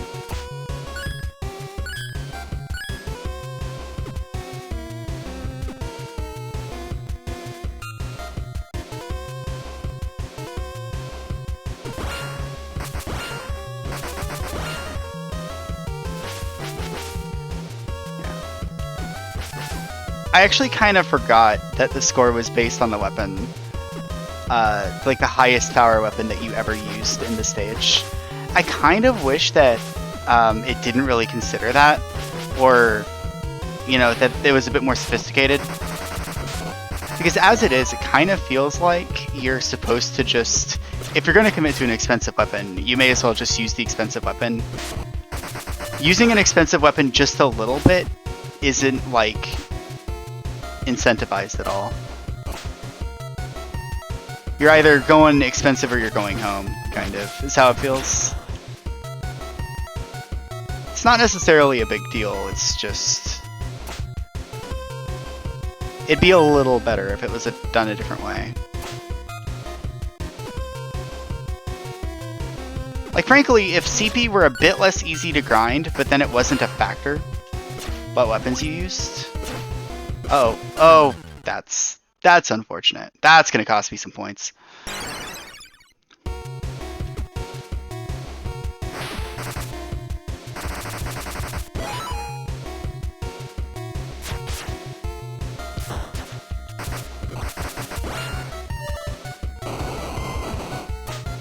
Yeah, it's just what I mean, right, is if you want to use it like a diffusion bullet or something, then you're kind of just gonna be using expensive bullets. Yeah. The saving grace is that the score requirements aren't really all that strict.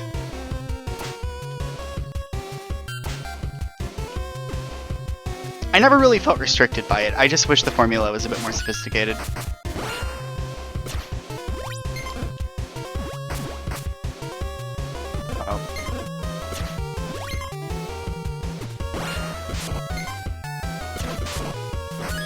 You know, it actually is a problem that might solve itself as well with somewhat better balanced costs on everything.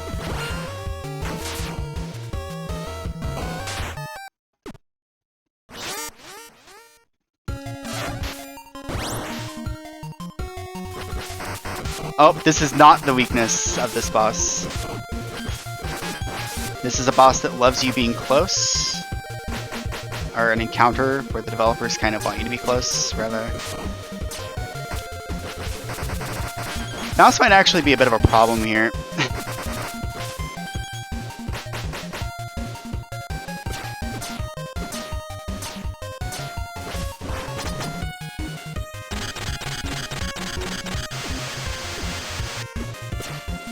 Is that all?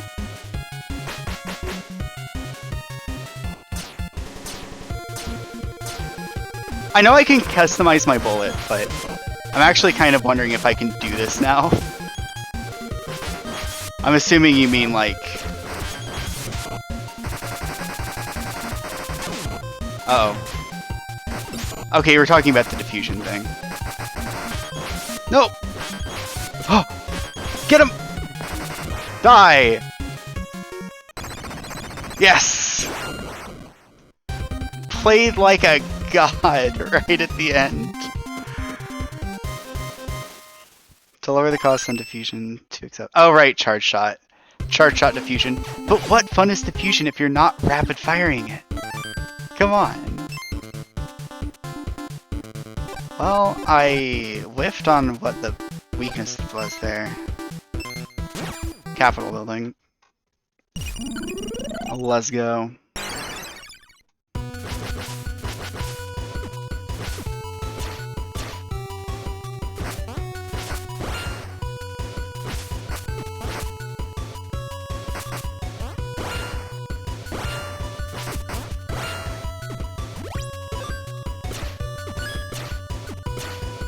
Chandeliers. Nothing special up there. I think Smash might be good here.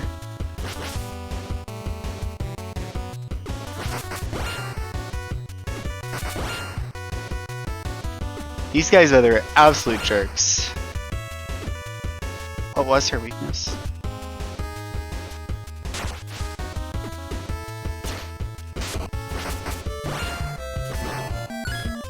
I don't know what her weakness was.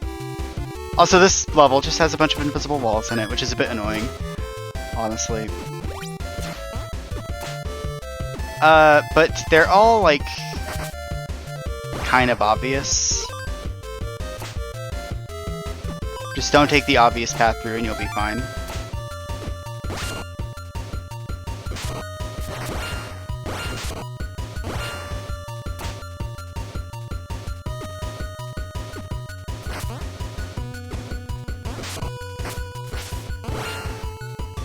I think I remember, yes.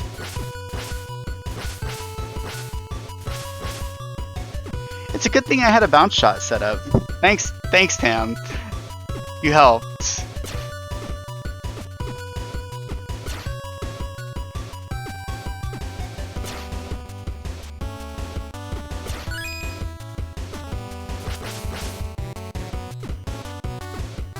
In the most, like, prescient sort of way.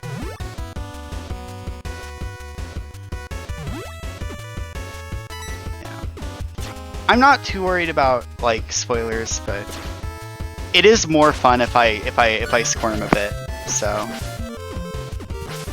it's okay to not. It's probably better to not tell me boss weaknesses. Another thing I've been debating on, right, is what do I do about people who, like, post lots of spoilers or backseat or whatever, and I kind of just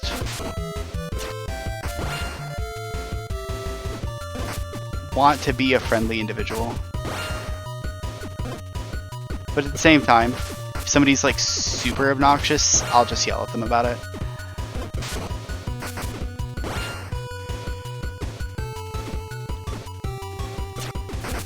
Or, worse. The worst possible fate you could suffer as a backseater is for the streamer to specifically avoid doing the thing that you told them to do. Go left, you idiot! And then they're just like, oh, is there treasure to the right though? I think I'll go to the right. I actually think that, yeah, I think I should be thorough with my exploration. And yeah, I'm gonna go right.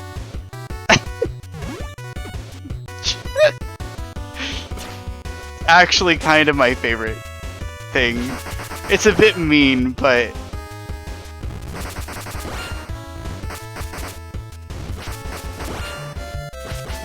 I think it's funny. It's a little mean, but it's not like calling them out, right?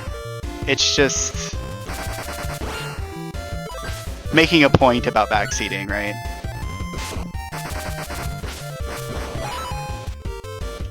Someone's told you not to delete flamethrower on Charizard, would you do it? Yeah. I would do it, and then if I had to, I would just catch a new Pokemon.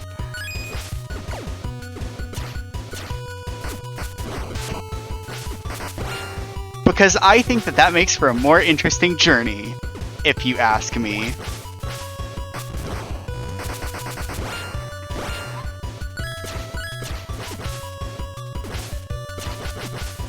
It depends on how persistently they ask. It depends on their tone, right? If it's like really all capsy and annoying, then definitely, yeah.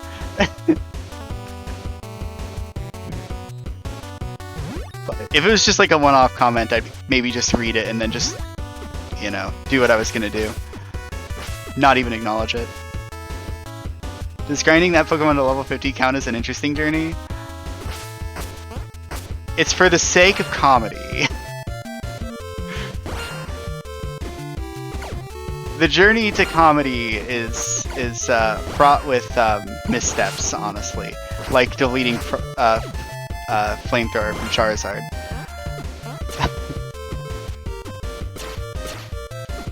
Shoot. I think I might be able to get up there, but I might need a third air dash. Oh god, okay. Just had a moment of terror there.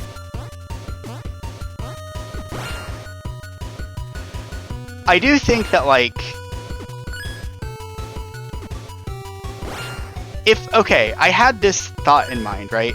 if somebody let me know after I made like a Borderlands video or something, hey, there's a treasure chest here that you missed, and they were really annoying about it, then what I would probably do is be like, well, yeah, actually, somebody let me know in the comments that there is a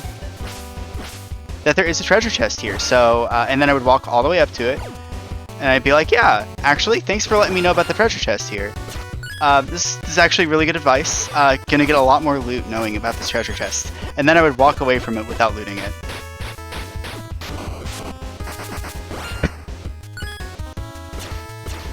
I'm letting my secrets out.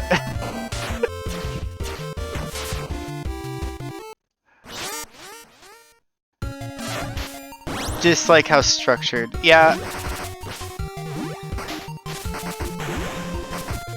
The main thing, I think, right, is just not being a toxic jerk about it.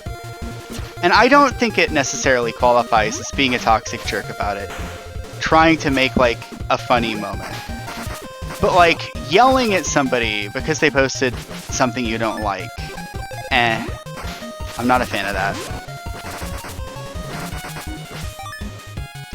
Somebody was playing Pokemon. Oh god. It's a Pokemon Uranium story.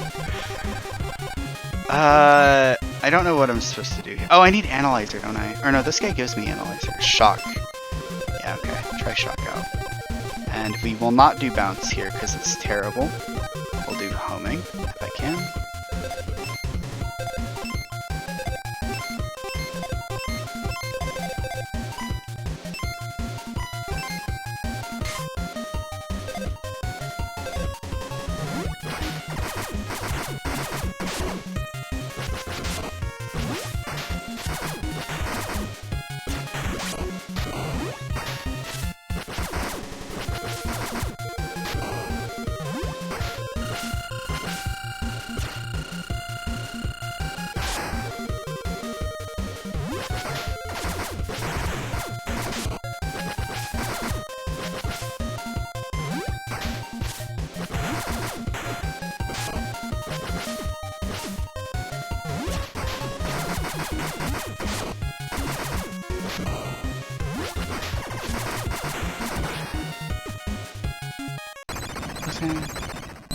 A sliding ice puzzle, I see.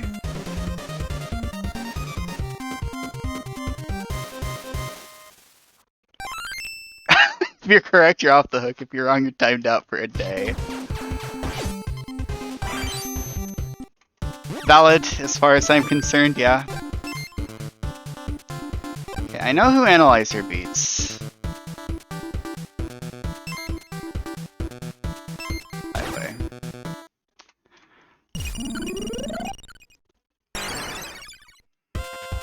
Oh, Highway. I remember this level now. I remembered for some reason Highway being like some sort of end-game level.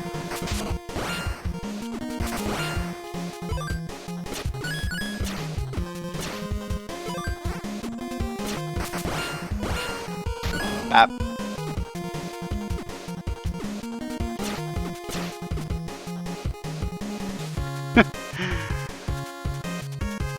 In that version of the game, the puzzle was actually impossible. So I guess everybody got timed out for a day then. Oh, right, there's Yoku in this game. It's a Megaman game.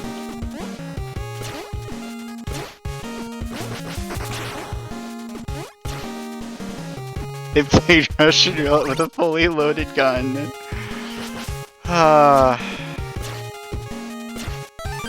That's so funny. I love that. Now, I honestly... Something that I think I found kind of easy to do. Take this as you will, right? But I found it kind of easy to ignore chat if I have to. I can simply just glance at a comment and then be like, that person's just lying. And then look away. Like, that's not really difficult to do for me. But, like, I also kind of recognize that if somebody is just saying the same backseaty thing over and over, that does kind of kill conversation. So I'm looking for more of a way to disincentivize that specific activity. I've had it happen a couple times, and I don't like it when it happens at all, right? Because it's fun to just converse. It's fun whenever Samantha shows up and just tells jokes. It's fun whenever stuff like that is happening in the chat, not whenever somebody is telling me over and over again that I can check my stats and should do so immediately, right? Like, that's a lot less fun to me. So that's kind of why I was looking for a way to deal with it that isn't just, hey, shut up. Because I think telling somebody to shut up, though it's like the most straightforward approach, it is completely, I don't know how to say it, I don't know the right word. It's a bit graceless, tactless, I don't know if that's even right. So coming up with a way to just kind of make it so that backseating is not at all satisfying and is actually a little bit unpleasant to do might be a bit better. But also without, like, timing them out outright, you know? Because hopefully you don't have to time them out. There are some situations, though, right? Like, if I was a really big streamer and people were backseating Kirby in the Forgotten Land, they would be in some... They would probably just be getting, like, multi-day timeouts or bans. Is probably the way that I would have handled it. Because it is a game I was really highly anticipating and wanted to play it completely sight unseen. Right? Just genuinely, like, there's some points where I feel like it's also maybe a bit bad to offer tolerance. Because whenever it's a new game, I kind of have this picture in my head of people who are like, I want to tell people everything about this game because it's so cool and I just experienced this really cool thing. Of course you want to talk about it, but like that doesn't really make it okay because it might ruin someone else's experience with the same thing. Bit rambly, but there's stuff I'm trying to learn, and it's stuff that I unfortunately cannot learn unless I have some degree of discoverability. So what I'm trying to do is get a bit better at just commentary in general. I'm trying to actually, mainly the big thing is I want to put a lot more energy into what I'm saying, and I think I'm doing a better job at that, but I don't know, frankly, for sure if I am. Smash for this guy because he's got swords and you smash them. It's smash for this guy because you smash his swords. Yes, it is. Oh, his blades do come back to him.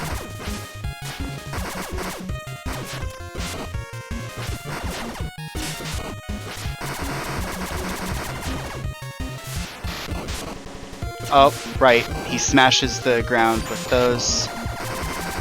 And that was a really sick finish, actually, even though I didn't know that was happening.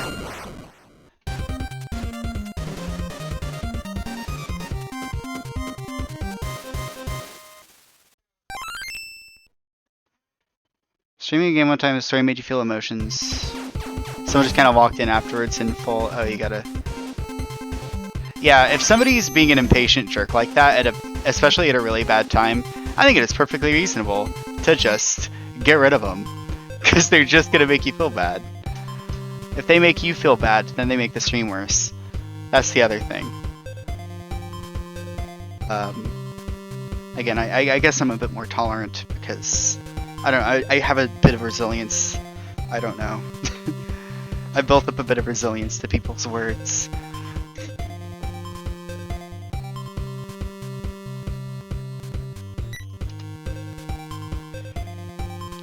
I managed to defeat the 8 mighty numbers. I know it's just VR training, but doing battle against my brothers and sisters was complicated. I think I'll ask the professor to make a different version when I get home. I mean, you did it before, Beck. Don't worry too much about it, unless this is a prequel or something. While I was lost in thought, a bit of snow suddenly landed on my nose. I looked at it closer and realized that it wasn't snow at all, but rather a little paint chip that looked like it peeled off a wall. I looked up and saw that the piece came from a fissure in the virtual space around me. Maybe this is an entrance to the final stage that will lead me to the way out of here. I had to find out, so I jumped in. I don't know that I really need... Right! Slicer beat shocked because he cut the electrical wires. Of course. Of course. Anyway, I kind of want to do these for the CP, so I'm just going to be a bit insufferable and replay all the levels. But really fast this time, I promise.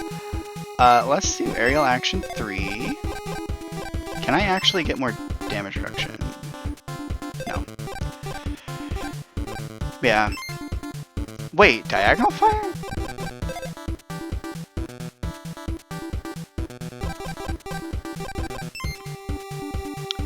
I think it's honestly perfectly valid to time people out for whatever reason you so choose. Even if it is like a little bit mean or feels a little bit bad sometimes, just... Anyway. I don't know.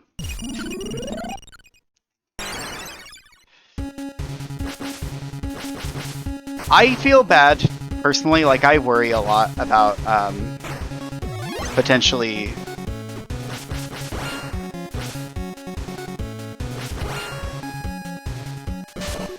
Uh-oh.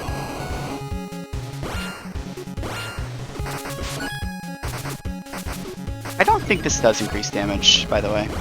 Unrelated. I don't think that increases damage at all. You let them off and they kept being impatient next game. So, like, how are they being impatient as well, I guess is the thing, right? I've just had people who just type a lot of messages.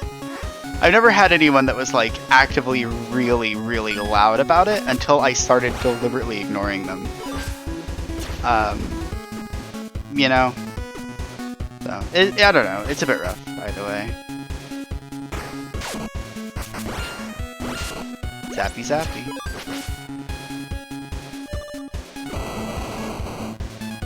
Uh oh!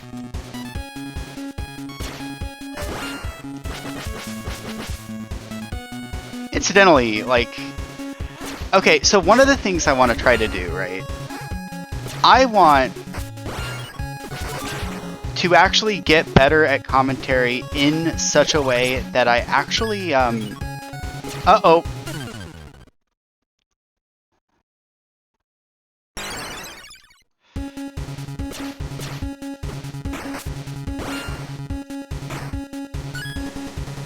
Right, what was I gonna say? I want to do commentary as if I was recording an LP live.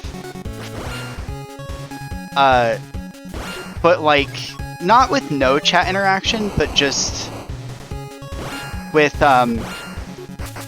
different dynamics in chat, where it's not so much that I'm having direct conversations with people, it's more if they say something funny, then I acknowledge it, etc. I kind of want to get better in that way about commentary. Something that I would be able to edit together into like a coherent Let's Play style thing. Of course, what I'm doing right now is just repeating a level. I don't know what I would say about these robots, aside from the monkey boy that's hanging from the girder and shooting bullets at really annoying angles, being a bit of a monkey boy, and this guy, whenever I kill him, saying something about taking out the trash. That's pretty much all I can think of, though, and that's not very substantive commentary. So I don't know, frankly. This is more of just this has just become a hangout kind of thing at this point. This game, me playing through it, because you know it's just a fun little game to play. I missed the cherry. Or like the kind of chat interaction where somebody's like, "Oh my god, I can't believe you jumped off," or "Oh, you missed the cherry." Then I would just not pick up the cherry on my way back up, or you know, make jokes like that, because that's something I know how to react to.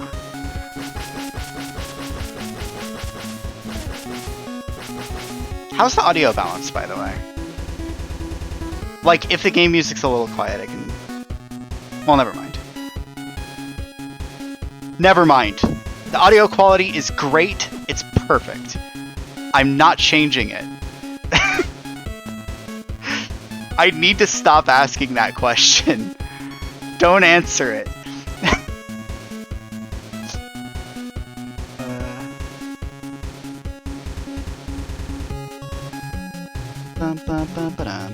Oh, got him. Nice. Nice shot, me. Good job, me. You did it, me. Aww. I have so many adoring fans in me. What a great performance by me. And such benevolent compliments. I've never heard such a genuine compliment before in my life. Anyway. See, there's that, which I thought was, like, kind of funny. That's, like, okay. Oh!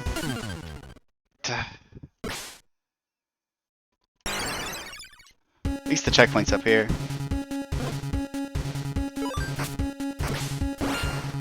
So, Tam, I don't know if you've ever had the issue that I've had, right? With, choice paralysis. We're gonna be here a while. I don't know if you've ever had the problem I had with choice paralysis, right? Where I was trapped between, like, God Eater 2 and something else, Terraria. And I was just thinking, nobody is going to watch either of those. I was just really worried about that. So my choice was, I don't know, mighty number Gunvolt.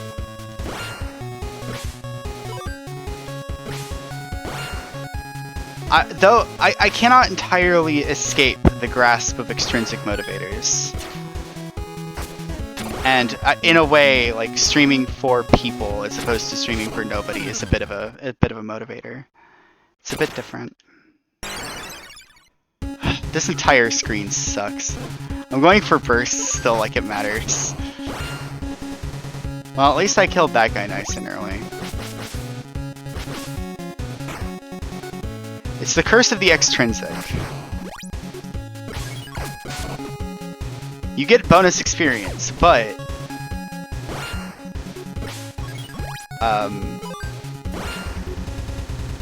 you do less damage unless you do the exact right thing. Stop streaming on Twitch for a reason. Yeah, okay. Because it no doubt encourages you to get followers, etc. Like, for me, it's kind of a... Well, no. I mean, I guess because you had, like, really rude people in chat as well, and you didn't want to be mean to them, but honestly, screw them.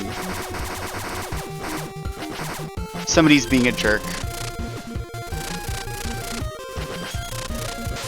If somebody's being a jerk, they are just a jerk, and that's it.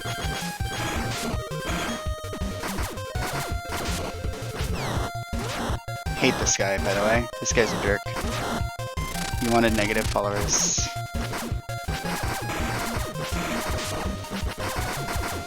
Meanwhile, I'm in the exact opposite situation where I actually kind of want more followers, because I think I can deal with them, but...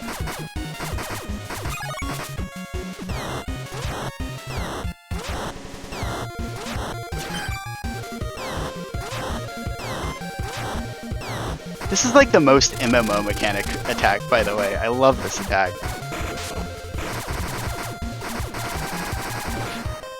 Yeah.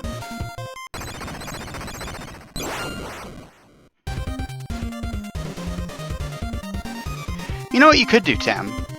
Turn on emote only mode in your chat. And that just means that people can't talk, basically.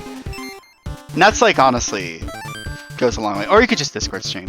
And you can stream on Discord at a reasonable quality, so, like, you don't really have to do that, it's just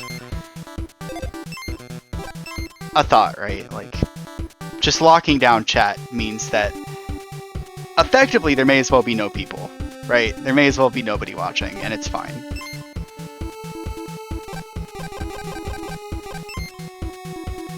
Similar kind of idea.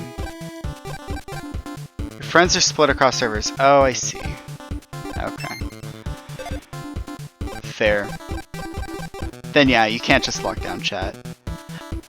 Actually, if I turn on emote only mode, probably everybody in chat right now can talk. Let's actually check. Probably, yeah. I think most of these people on the bottom are bots. If they're mods or VIPs, they can talk anyway. So that also kind of works. Although I don't know if you were able to even make people VIPs. So that's a great feature that Twitch just doesn't let you have. Yeah, never mind. Just make your friends VIPs and then everyone else is just emote only. No, yeah, it's all just very much a hack. So there's not really a great way to make it work. You can't do VIPs yet? Damn. Is that just a 50 follower thing then? I guess. Maybe. I'm actually just gonna make the most badass homing shot ever. Wide homing range, 90 degree, strong accuracy. Yes. Homing lightning is my favorite. Speed, cannot make it fast. Yeah. I actually kind of... Oh! Spread shot. Doesn't really matter the cone, does it?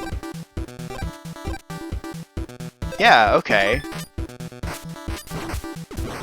Damn, look at me, I'm powerful.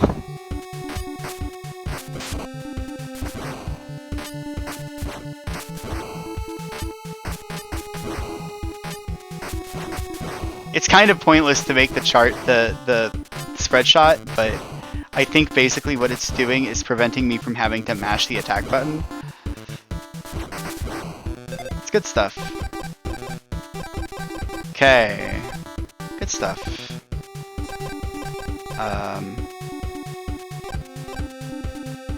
And sure, triple dash is fine.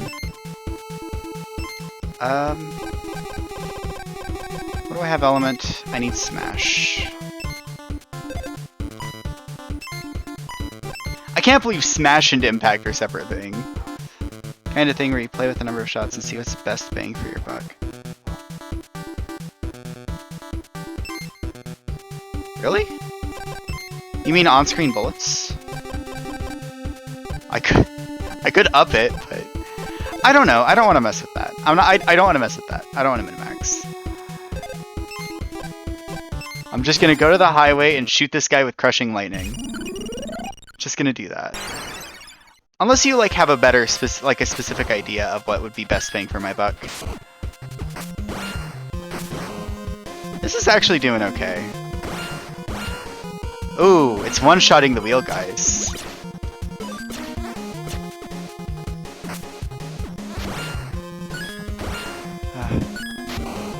It is so funny that they went to the trouble of making sure that you can't do you can't scale the damage like crazy by abusing shield or whatever. It's so funny that they took those extra cautious measures and then they just have a straight damage upgrade customization option you can get. In my opinion, it's way more interesting to customize your damage dealt by increasing the amount of bullets you shoot. That's way more interesting.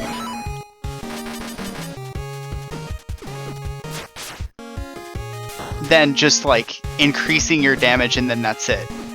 Like if you increase your damage, it needs to make your bullet bigger, or it needs to explode, or something. Like it needs to do something cool. I've always felt that. Just give your gun an extra touch if you're gonna make it do something OP. Like some OP amount of damage. Incidentally, that's kind of the Borderlands philosophy too.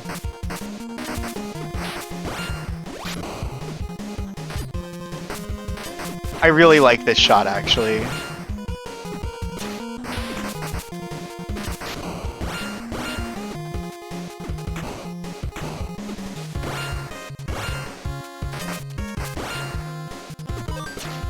This gun you're using right now is actually the seed for my broken short shot. Is it just like homing lightning that shoots everywhere and then also does like a crazy bonus damage modifier because you were able to do that because it was a charge shot? Because I actually would believe that.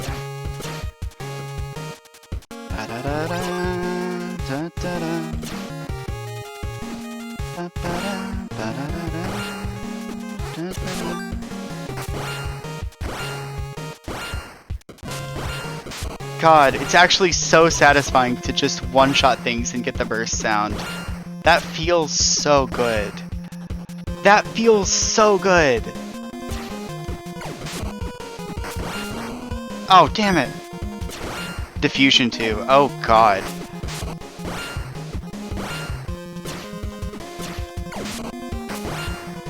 I'm seeing what's powerful about that.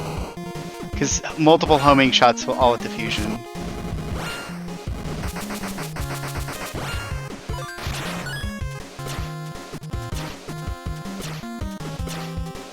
Hold on a second. Hold on.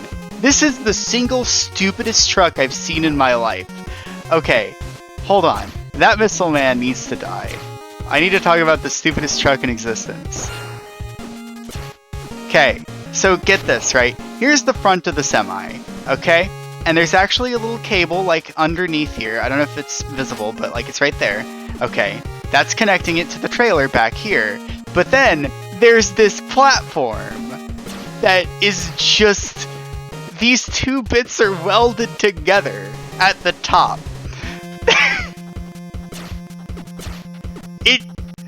I don't have anything else to say about this. It's complete nonsense. There's nothing to say. I'm disappointed in you, truck. Get out of here. Oh, God. Brandish. Alright, Brandish, how do you feel about my blade smashing lightning? This seems like an anime move, but it's not!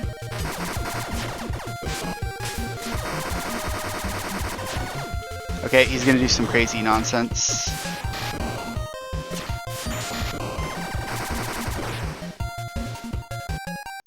You had to figure out somewhere to put that board, so they just tied it to the top across two cards. I don't know if it's tied across the top. It looks like it's just attached. Like, that... If it's just a board loosely sitting up there, it's just... It's just so unstable. Oh, I forgot, right. Okay, if you're using a really expensive customization weapon, you're also more likely to get, like, the sprinter bonus. That's actually something. I forgot about that. The score does a bit self-regulate, so... They were desperate. Oh my god. I believe it. I believe it, now that I've seen it. Alright. Obviously, the only logical thing to do is to add more bullets to my gun. It now takes 4 hits to kill this guy, which actually is kind of terrible. Yeah, it took 3 hits with this. What is the math on this? Okay, that's 3 hits. Yeah, 3 hits is best. The new shot type is Crawler, which, I mean, I have homing, so I don't know that I need that. Attack power. The good news about attack power is it is very expensive. There's that. What do I actually need? I think I need shock here. Is it? Probably. Probably good enough. Alright, the homing spread Ultimax shot now does the most logical damage type for it to do. About time.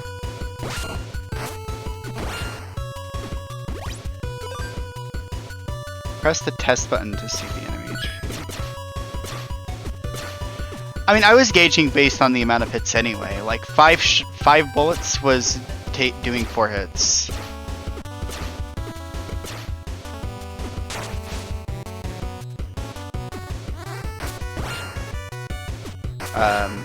And 3 shots was doing 3 hits. That's, like, good enough. That's practical information. I could also put it into a bit more practice here. Oh, so do you want to know, because I'm just going to get a bit distracted with God Eater again, how God Eater tracks and balances the customization shot damage is... Oh, dang it.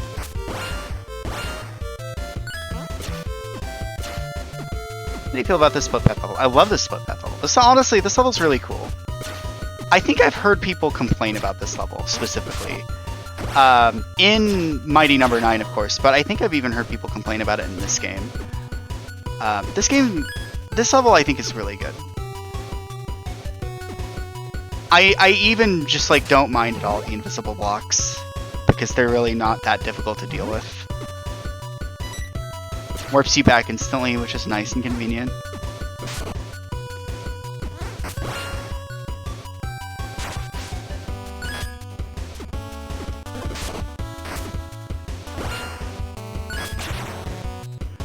I'm trying to think, like, is there anything I would do to improve it?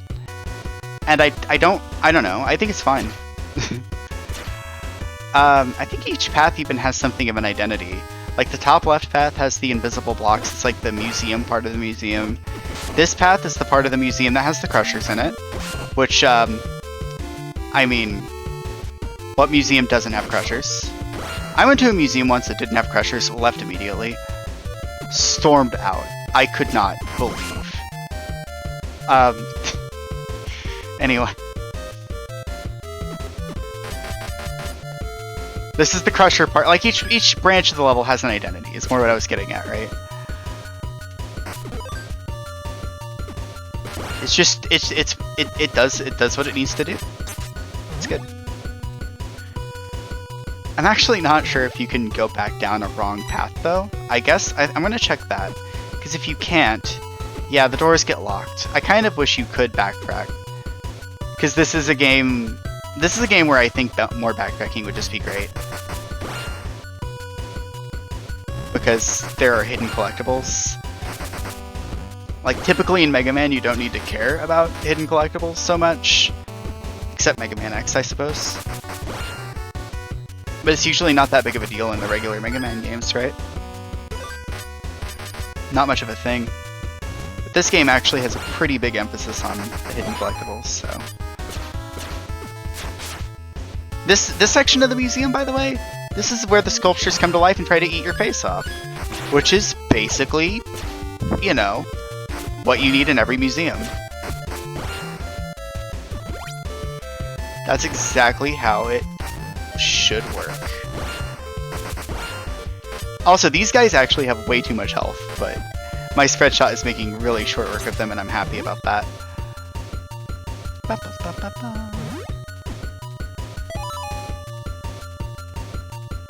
Security level 0 long ellipses. 0.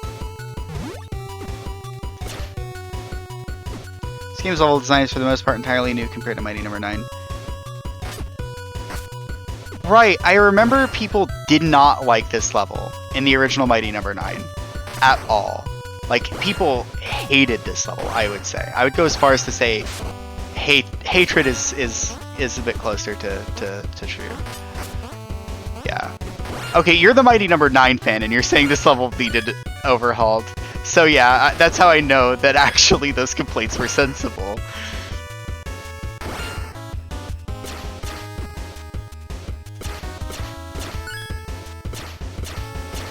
Because I remember... Oh god. I remember seeing, like, gameplay videos of people who were just stuck in this level.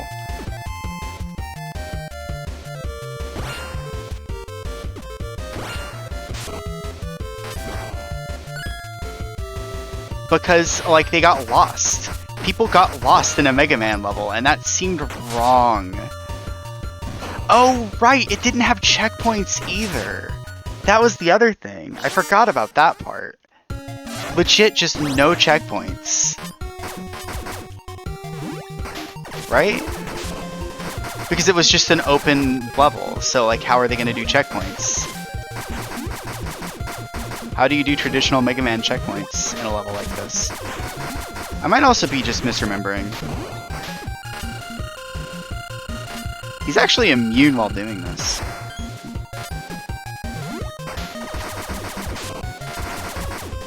Yeah, I don't know what else. I don't know anything else about other Mighty Number 9 levels. It was just this level that I remember in the original, like in the context of the original. This level and the last level. Spread across the capital. I got an achievement. What's that for?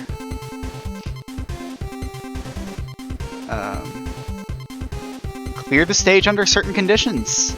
Alright, I cleared the stage under certain conditions.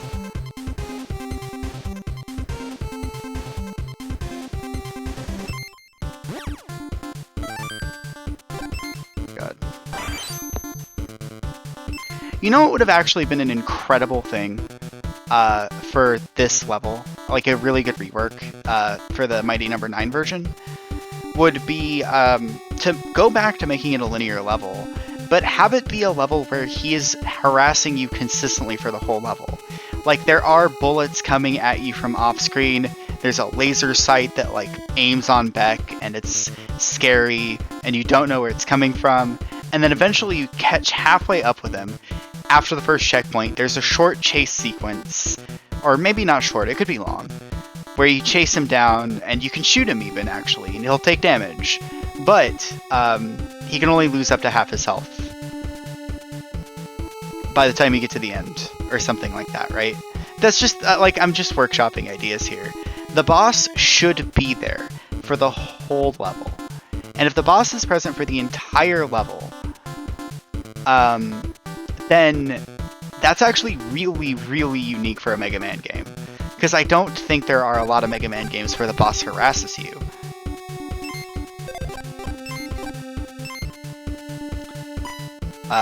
That's actually something that I really like seeing in games. God, is this Smash or Impact? I think it's Impact.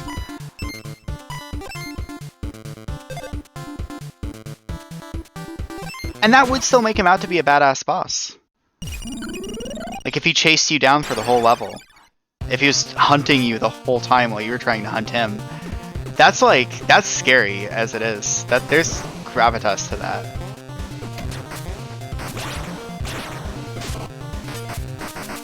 Not gravitas, but...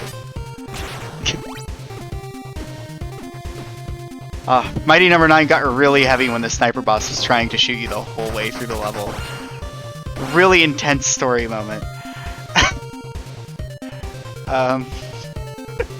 No, it does make him like a much more credible threat, though.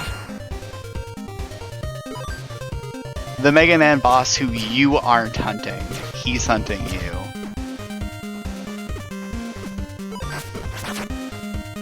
Uh-oh.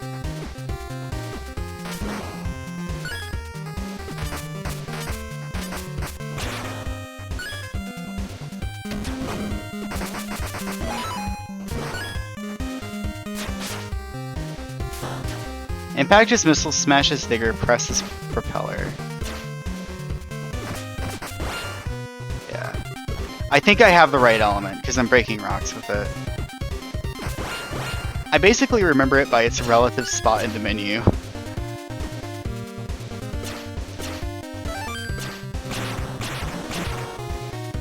Add Shabula.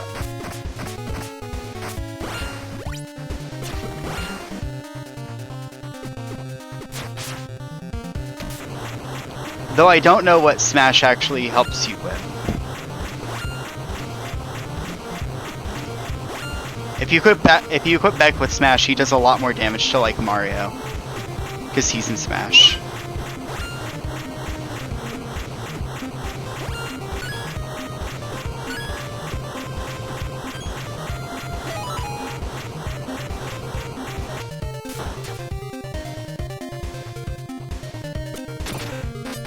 I feel like press is... I don't know what press is supposed to mean.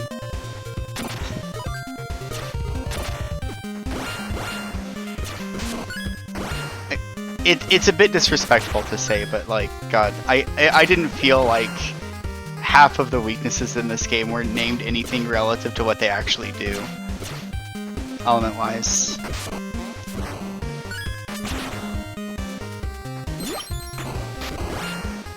kind of just feels like a janky translation more than anything. Kind of hate to say it.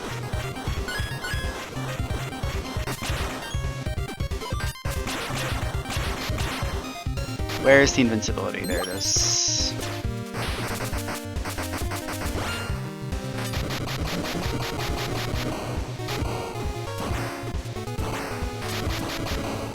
I don't know if there's supposed to be something for you over to the left here. Are these spikes? What the? Oh. I don't know how I did that. Okay. I understand a bit better how I did that. Maybe.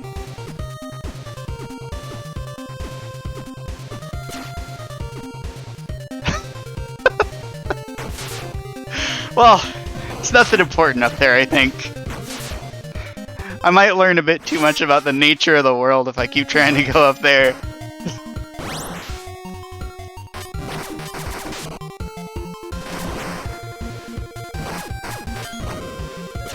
Oh, you know what it is? It's not entirely me being a bit presumptuous about, like, the quality of the translation. It's actually, so I don't want to be too mean, right? But, it's definitely, I think it's definitely a bit of a bad translation thing, just because...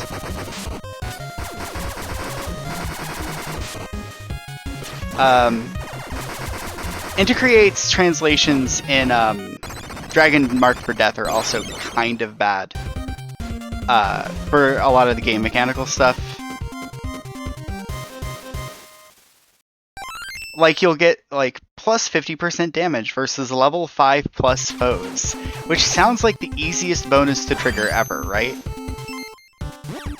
That seems like the easiest thing to pull off, but actually, it's enemies that are 5 or more levels above you.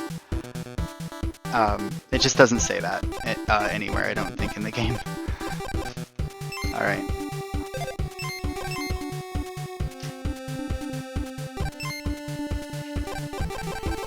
But the translation being a bit janky isn't like the worst thing in the world. It makes it a bit awkward to play, but sometimes, but it's just kind of funny when it happens. Power plant. One more run.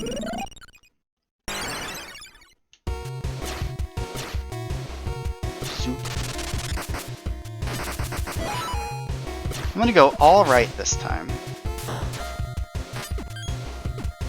That's, incidentally, that's like the only specific example I can think of from Dragon Marked for Death. And I don't know if any of their other games have like, weird translations like that.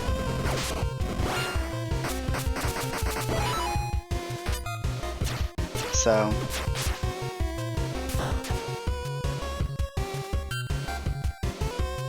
wouldn't be a problem if the element did anything to the shot.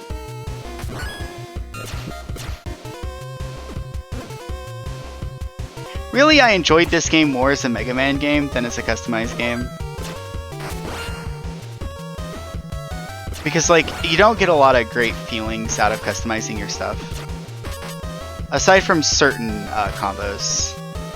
Like, actually changing the visuals of the shot whenever you change the element would be great. That's actually something Warframe didn't even do for the longest time. If you equipped elemental damage mods to your weapon, it did not reflect visually in the weapon's attacks. And that sucked.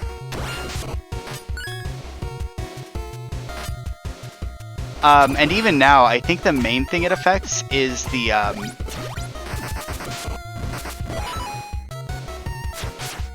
the main thing it affects isn't the, like the bullets on guns or anything like that. The main thing you actually get out of elemental mods visually is on melee weapons, where like you can see fire coursing along the blade and stuff like that. Like they have graphics for it, it's just not very well reflected.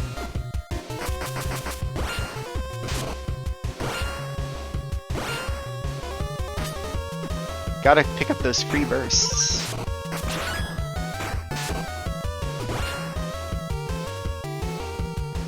But yeah, like adding spark or flame effects.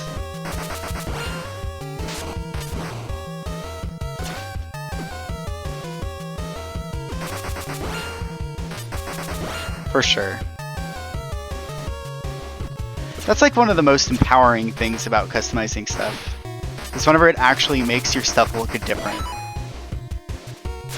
It feels like you've kind of made the game your own a bit there. It's a bit pretentious, but like it's really cool. It's a cool feeling. Regardless.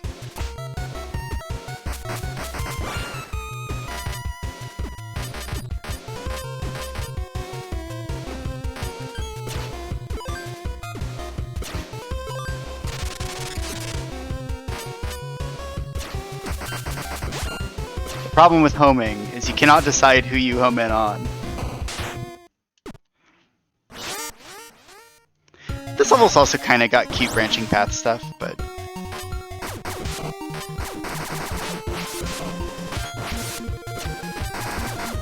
something about the nature of the way the game is designed kind of prevents them, I think, from putting interesting hidden collectibles on each path. So the paths end up kind of coming off as feeling really samey.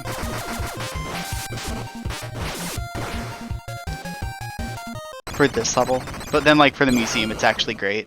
The museum level's branching is really cool, but here it's a lot less interesting. I mean, I guess though they could have hidden collectibles on each branch and that would be fine for them to do. There we go. Now I have all the CP except for this CP in the gateway. Mine option. Is that any good? Method of fire. Cluster shot. Let's just go straight into it.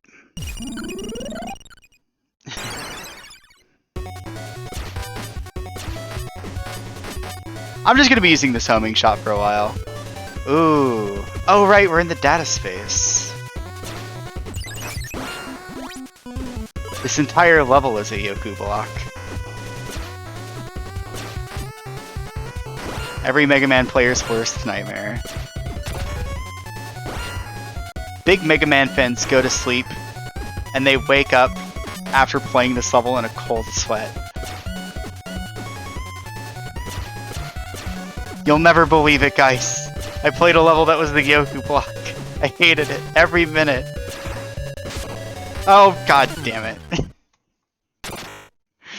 And that's why we don't like Yoku blocks. No.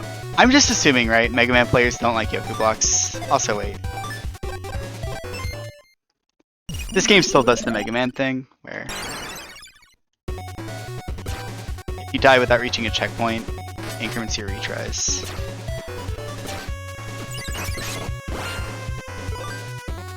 Wait, are the tiles just... no, they're not.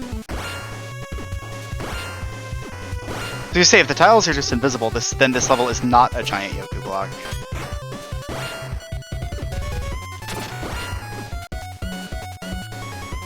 Okay, up there.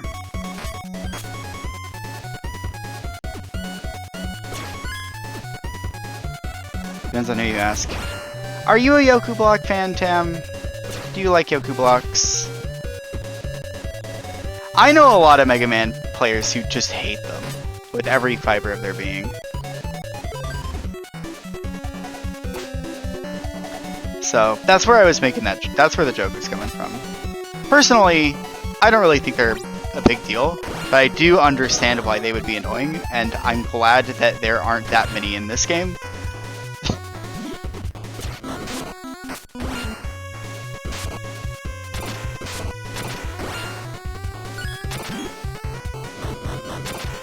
Uh-oh.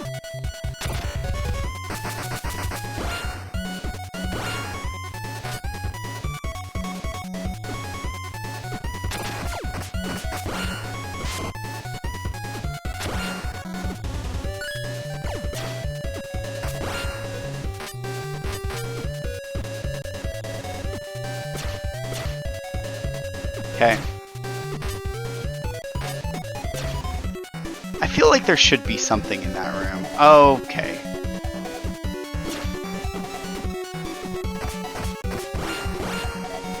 This section of the level is terrifying, however.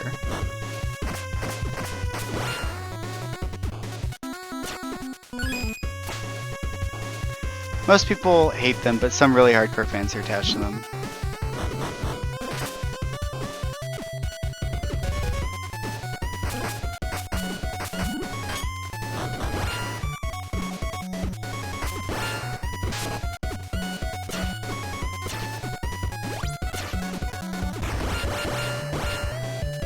I think it's not a mechanic that is inherently good or evil, right? The notion is silly of a mechanic being good or evil, you know, but it's not a mechanic that is inherently good or bad. It's more about the level design specifically. Like, there are sections of old school Mega Man games with the Yoku blocks in really awful quantities.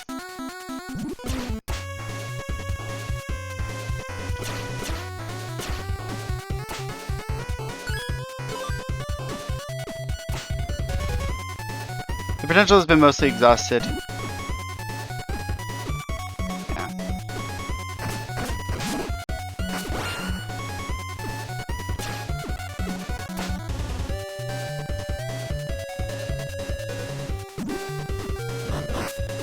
They're good for breaking up the pacing of the Mega Man game, which I think is nice.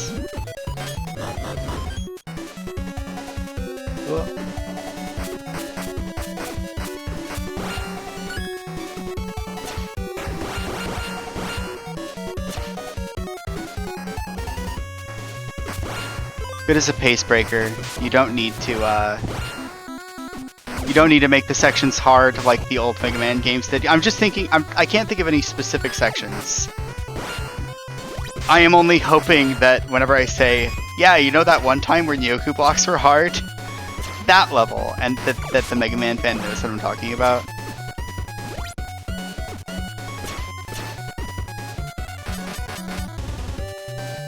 Interesting.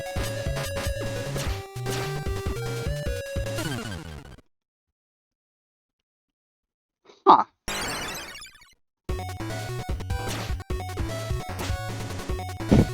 Bit of a small hitbox you got there. Also, this is the part of the level that we don't like.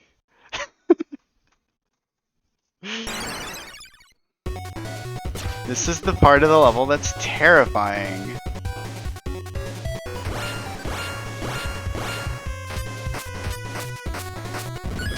Oh my god, back. I just need to go. Heatman is the funniest official use of them. I think I might be thinking of like Elec Man or something. Did Elec Man even have Yoku blocks? Did Mega Man 1 even have Yoku blocks in it? I have no idea.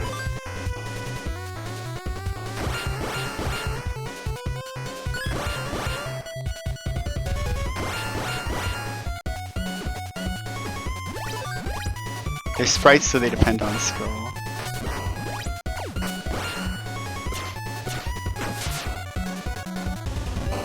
There's like a Yoku block section that takes place across... I'm going to be more useful about my descriptions. There's Yoku blocks that take place across a really long corridor. That's the one I'm thinking of. And then the entire latter half of the corridor, the ground is lined with spikes. That's the one I'm thinking of. That's the specific section I'm thinking of whenever I think, you know, Yoku blocks really don't need to be hard. Gunvolt! Oh, Beck, long time no see. Finally, a chance to square off with the king himself. Huh? King, what are you talking about? Time is of the essence. Let the final battle begin. Looks like I'm not going to be able to talk my way out of this. I gotta do something. Shoot him. That's what you gotta do.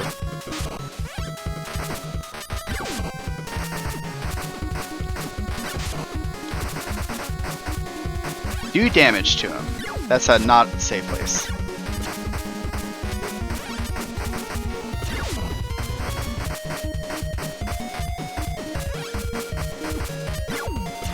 Oh, is it? Okay, you can actually tell what charge shot he's using based on the color of the charge. Also, he's very patterned. Goodbye. Gunvolt. Okay, boys, it's time to stop. Lols, thanks for roughing each other up, though. I had a front row seat for the whole bout. Hashtag VIP section. Ha ha ha ha. This villain is ridiculous. Suddenly, a strange young man appeared before us. He was sneering and laughing at us, and using a bunch of slang that went right over my head.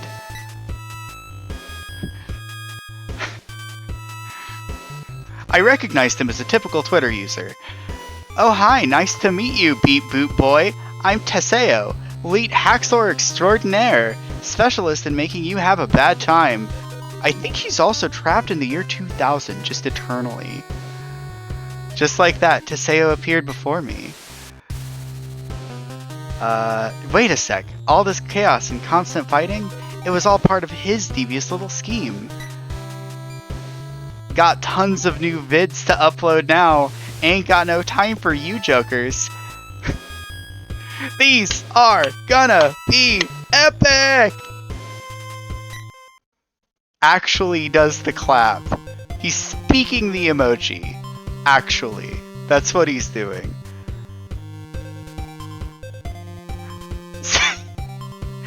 I don't understand. Is that normal? I don't remember that. I don't remember that part of this game. Since Gunvolt and I were both left behind, we started talking about everything that has happened so far. Seems like Gunvolt was sent from the real world to this VR world thanks to Teseo's tower. Gunvolt's trying to find a way out of here too, just like I am. Sorry for pointing my gun at you. Would you be willing to help me put a stop to this menace? I held out my right hand and gave a firm nod. If we take down Teseo, this world should go back to normal. Bad news, Beck. There's a lot more people out there that are like Teseo. With that agreed on, we forged a partnership. That's Teseo's character trait. Oh, I got a C rank. C stands for good. That's what it stands for. Alright, item effectiveness up, or CP. Subspace. C means good, actually.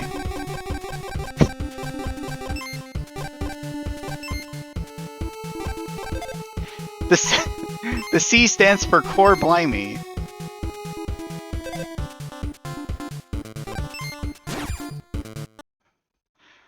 Cool isn't the best possible rank, though. Anyway, I increased my damage. Ow.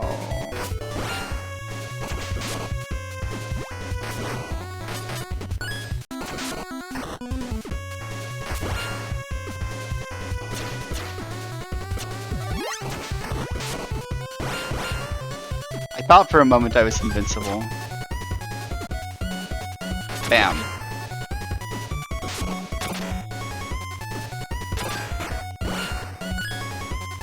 It's okay to be delayed, Tam. That might also just be my internet. It might not even be anyone in particular's fault. Like, causing the delay, I mean. I don't know if there's anything I can do about it, basically.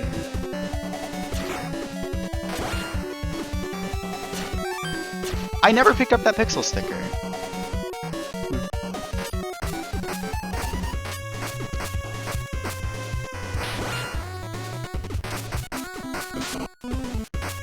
Oh, I kill those guys a lot faster.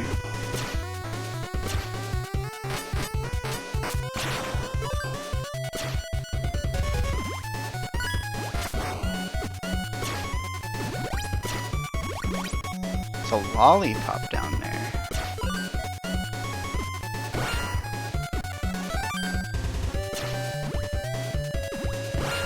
So what game are food items from? Are those from Gunvolt or are those from Mighty Number 9?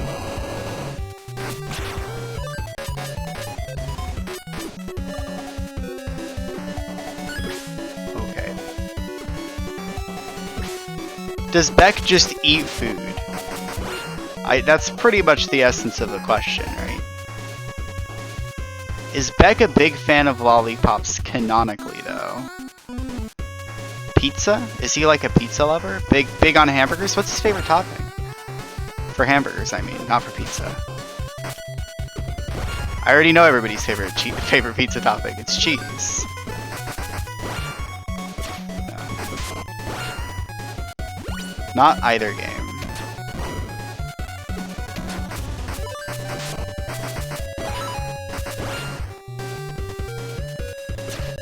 There's a lot in this game you can solve with just a lot of damage, and that's just gaming in general.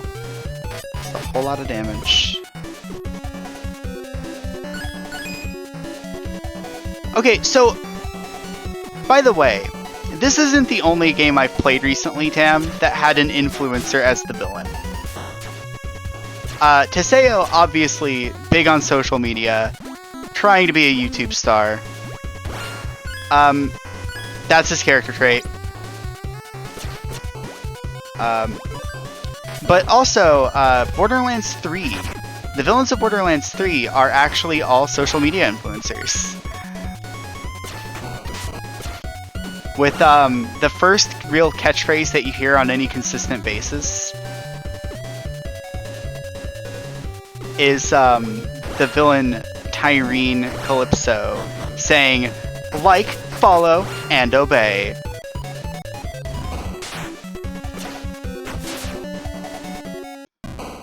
It's pretty dumb. What is this? Briar Guardian. And I can kill these things too, apparently.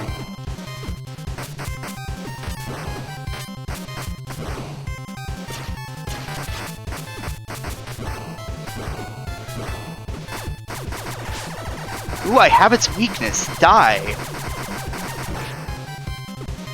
Yeah. Take that. Oh, baby. I don't have anything clever to say about that. That is just one dead orb. B rank. B stands for best. Oh god, what that is? Auto consumption. Auto consumption just makes food get eaten. Shot stopper. What is shot stopper? Is shot stopper, is that like you can shoot bullets and make them die? And kill bullets with your gun? That's a pretty cool effect. If so. Dystopia. Tough as nails. Stationary firing. Rapid fire limitation. Oh god, I think I know what rapid fire limitation is. Rapid fire limitation is bad. It's very, very, very bad. That one's devastating to actually use. Oh god, I am not in space anymore. Oh. Oh. Well, there's no death down here.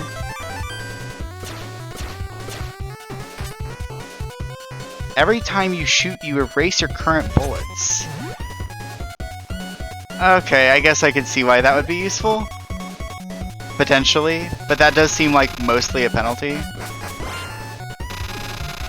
Also, here's this part of the game. I don't remember the camera tilting. I'm in Bizarro Zone. Oh boy. The world, we're in another dimension. This is the dimension where everything is rotated like about 30 degrees to the clockwise.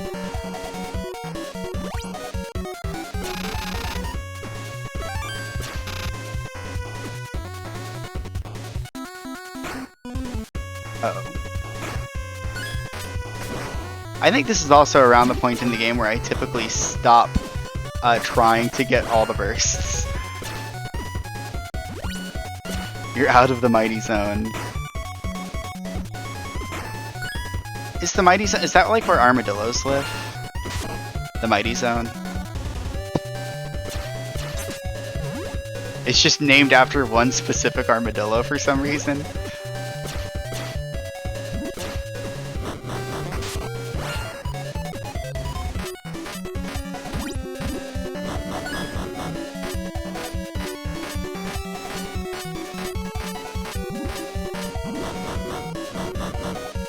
Uh-oh.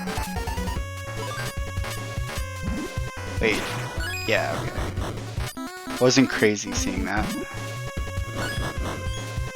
And this is the part of the level where they are like, hey, did you know you can make shots that pierce walls? And I'm like, actually, I'm too busy making shots that home in and instantly kill everything. Can I please climb up?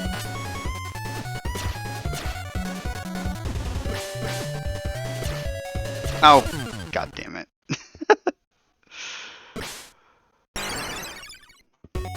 I was thinking I want to shoot the wall on the left, though. It's nothing.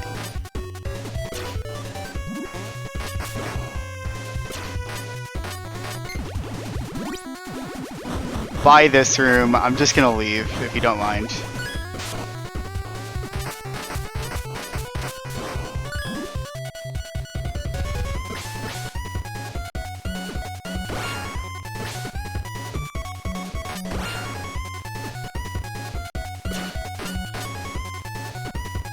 Can you tell me about some Sonic comics?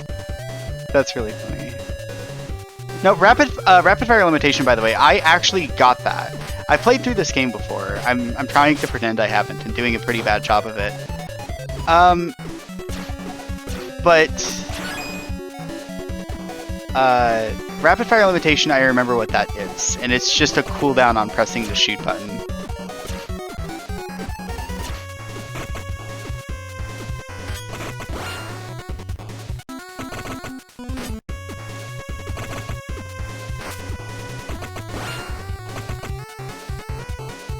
Interesting that it's usable in charge shot bullets.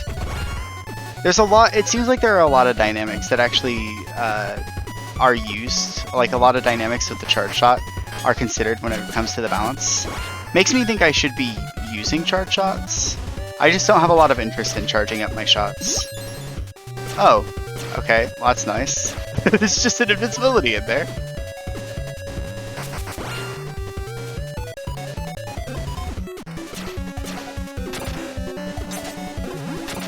Adios.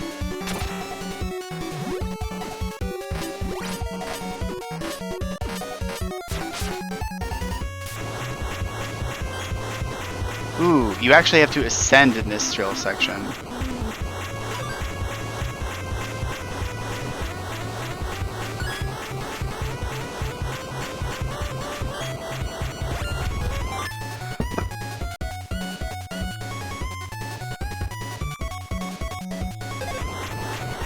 Sorry. Emergency pause break. Mighty number 9 just had to, Beck had to sneeze there.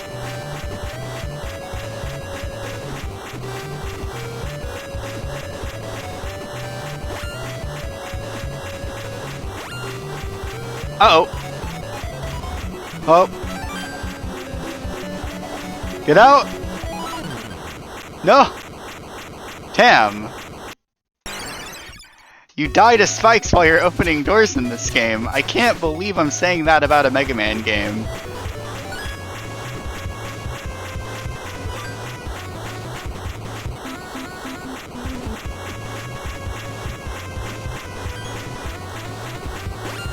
Actually, a true fact. Spikes are insta-kill while you are opening doors. Oh god. Could you please? Beck. Oh god.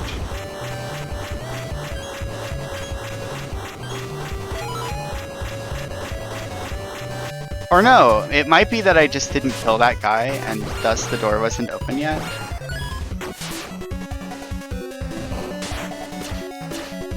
That's ridiculous. Anyway, that room has a bit of a janky section to climb up. Plasma something. Hello. Shoot him in the head.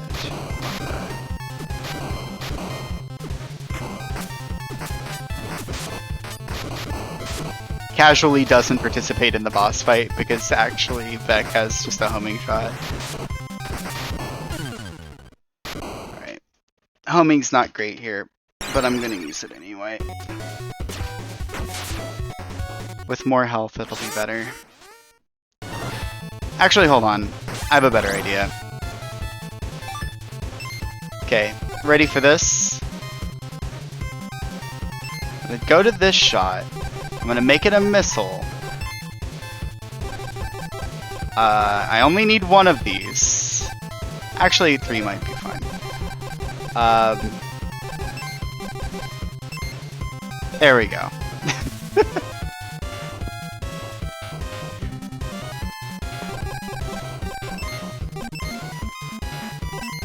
How many times can I make it explode?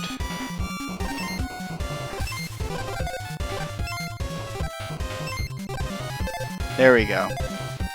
World's most expensive bullet. 3 times damage, massive explosion.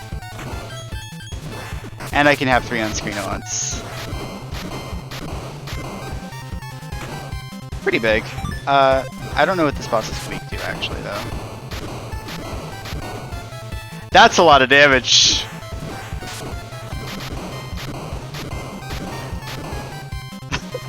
That's pretty solid. Yeah. Okay. I kind of figured. Dodge the big laser.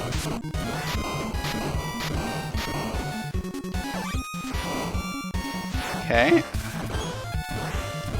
This is not actually any more difficult. Okay, this is a little more difficult. He's dead.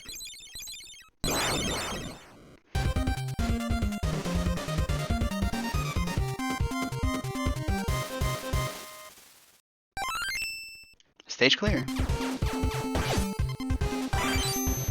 D stands for damn good. Alright. Tough as nails. What does that actually do? I don't remember.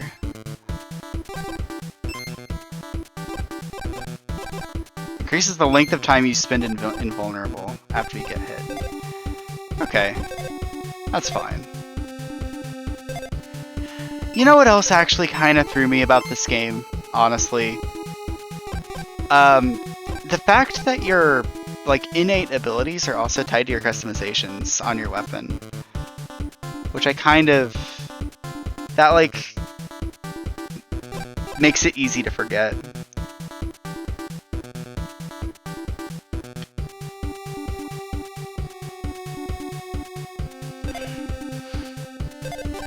Anyway, Cyberspace Coliseum.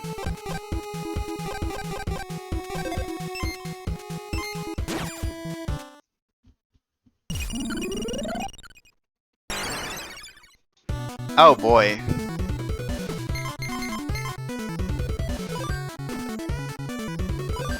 Boss fights.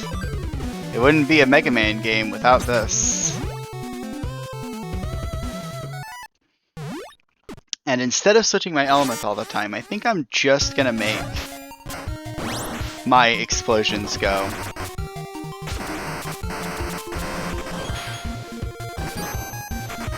Okay. Switch to the one I have damage reduction on.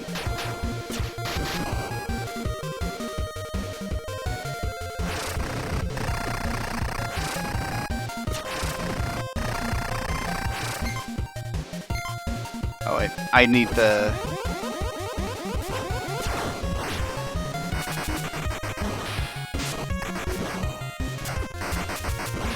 There we go.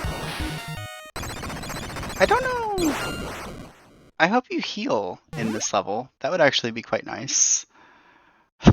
There might just not be any healing aside from fruit. Yeah.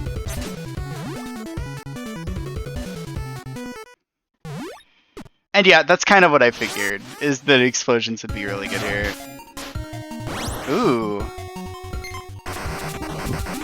Spice up the arena, Pyrogen, why don't you?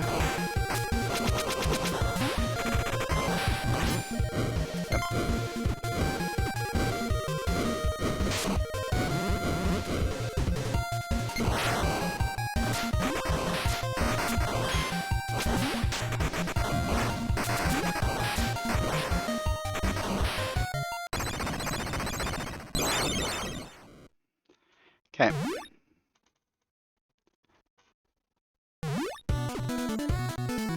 There's at least a destructible wall on this level. Oh, it's over here.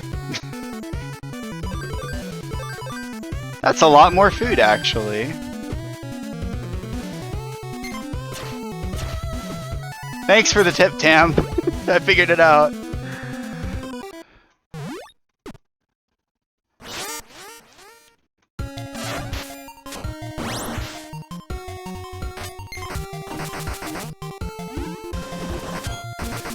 Big explosions might also be really good here.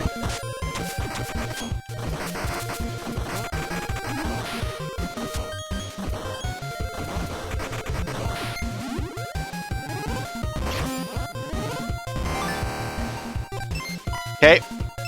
Food items. Different food items heal different amounts. Eat an apple and some grapes.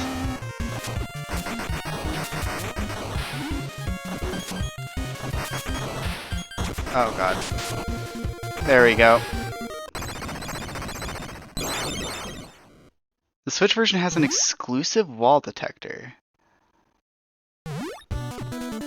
It's exclusive to Switch? What, because it uses the Switch's rumble? That's why it's exclusive? That's not really an excuse.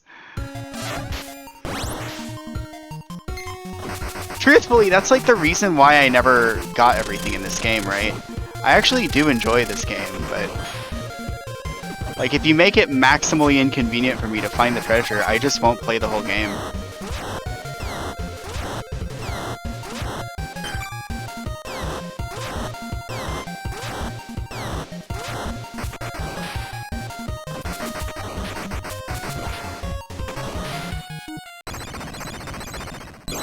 Unless it's like fun to or something, but no, usually the games I actually play to completion are games that are actually convenient to complete.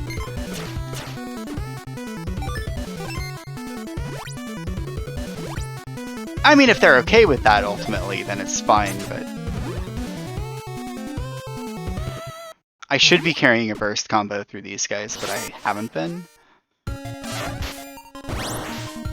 Dynatron, is that her name? That seems like a weird name for her, but...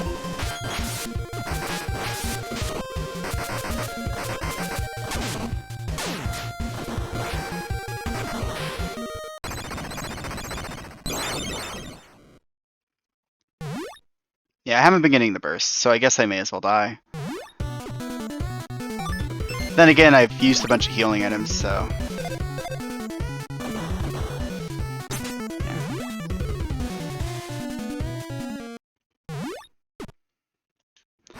yeah, it's, I think, what it is. It bothers me a bit because there's not really a great way to tell what the intended design of the game is if there are platform exclusive features.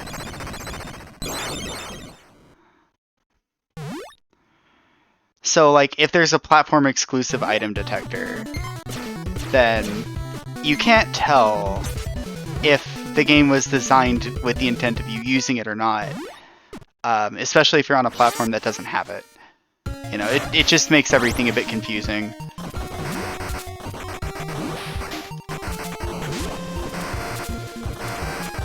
Which I don't care about intent as long as it's like a tool I have access to or anything, but...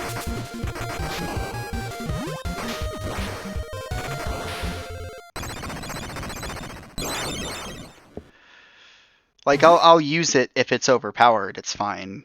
As long as I'm having fun. Like that kind of thing. But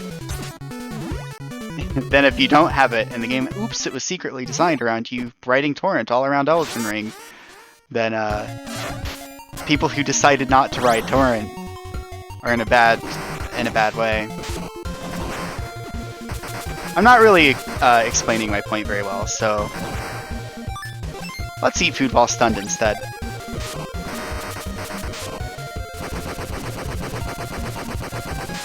Oh my god. You go to the opposite corner as him for that. Alright, I ate all of the food. Mission accomplished. Your reward is a hamburger.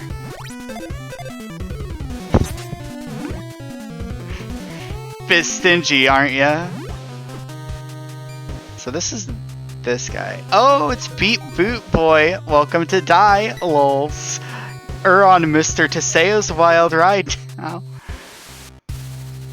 How dated is this game? This world was my professor's creation, and I'm gonna take it back once I'm through with you. Such threat. So scare. Wow. I hate this guy. Oh, but this idea I have, though. How about doing battle against you? Okay, thanks, bye.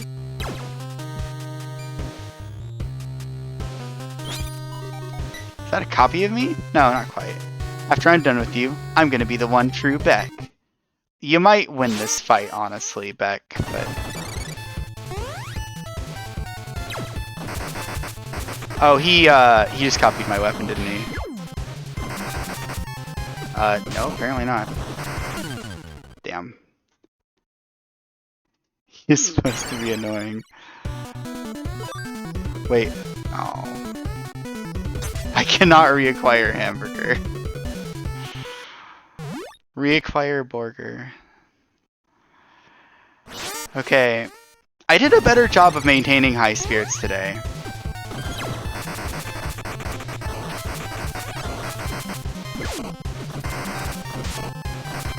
Oh, he's got my missile! He did an unbelievable amount of damage to me with that. Oh wow, you beat Copy Paste Monster. You're a wizard, Beck. That thing was total weak sauce though, haha. Teseo, fight me for real this time. Live stream starts in 1 minute. The viewers are gonna come flooding in once we're live. Teseo, I get the feeling this is your first time streaming, and like, honestly, I don't mean to ruin your excitement, but you're probably gonna have one viewer and it's gonna be you.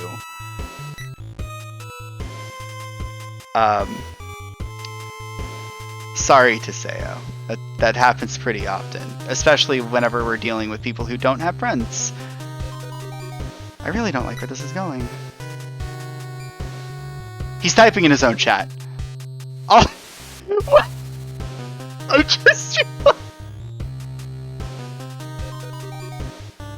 I just realized that's the Japanese, like, live stream video chat thing. I don't remember any of this. Teseo presents the hottest new Let's Play on the internet. Beating you live is gonna be lit, fam. Alright, Teseo, I'm gonna make this fight as uninteresting and unwatchable as possible, okay? It's gonna be really anticlimactic.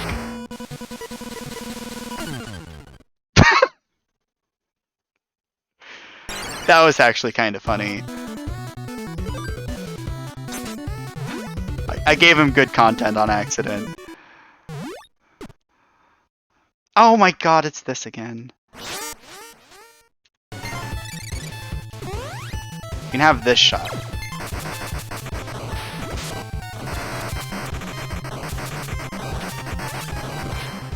Goodbye.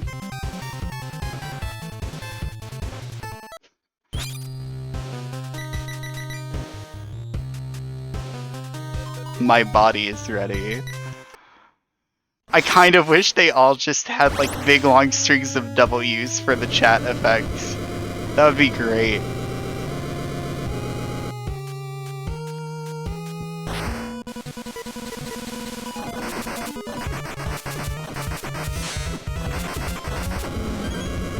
I regret to inform you, Teseo, I have a lot of damage. Oh, whoa, what's this? Ow! That actually hurt.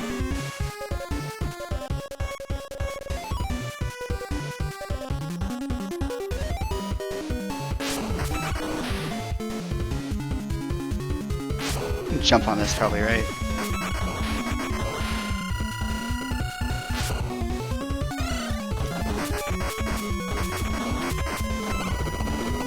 Gunvolt got my back, but it's okay.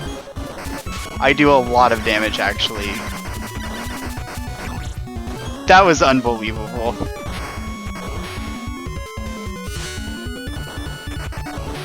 Wada wada wada. Interesting.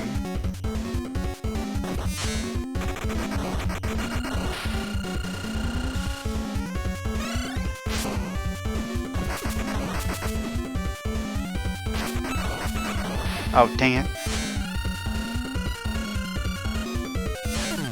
Ow. What do I say? Do.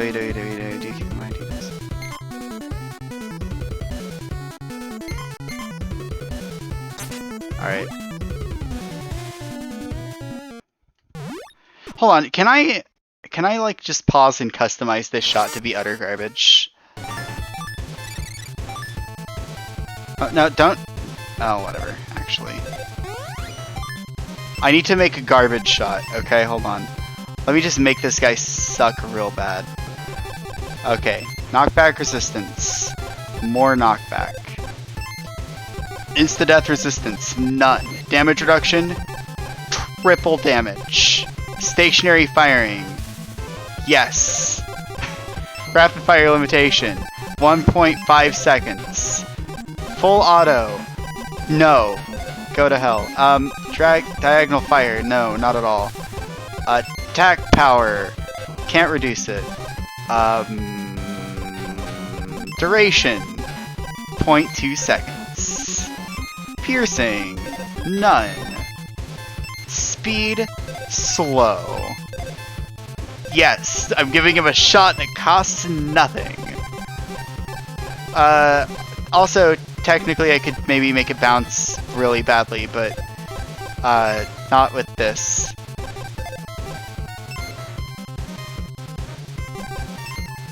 Yes! Wait!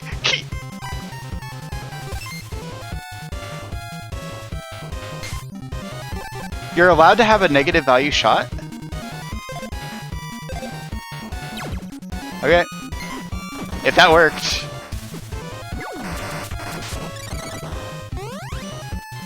No! Oh, he took my missile!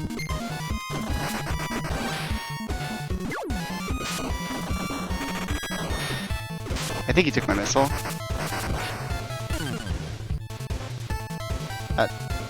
Unbelievable. I can't believe he took my shot.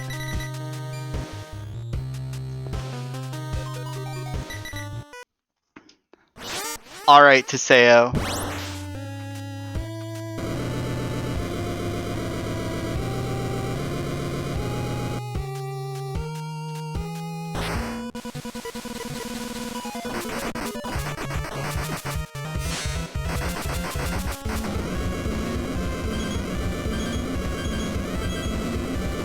Oh, whoa. What's this? Boy, he bout to do it! I think those ha-ha-has that are doing damage, those are like written in the chat by him.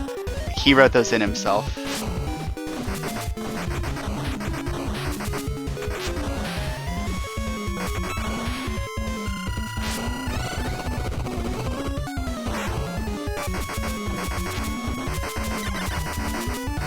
Just die in one cycle, man. Just get out of here.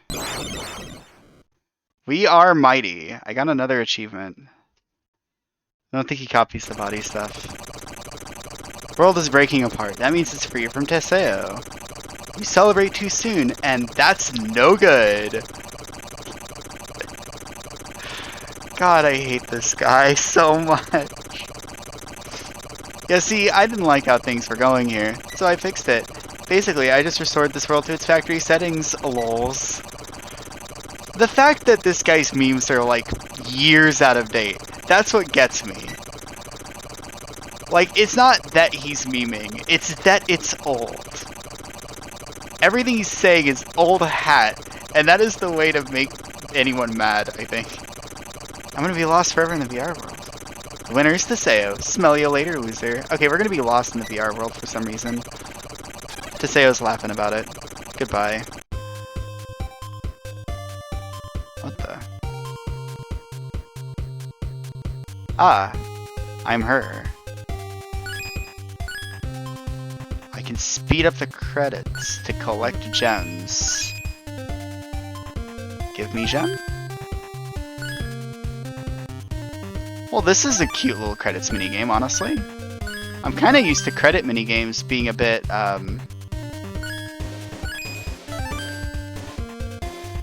being like really intense, but this is actually kind of chill. Think about the the Super Smash Bros. Melee credits sequence, right?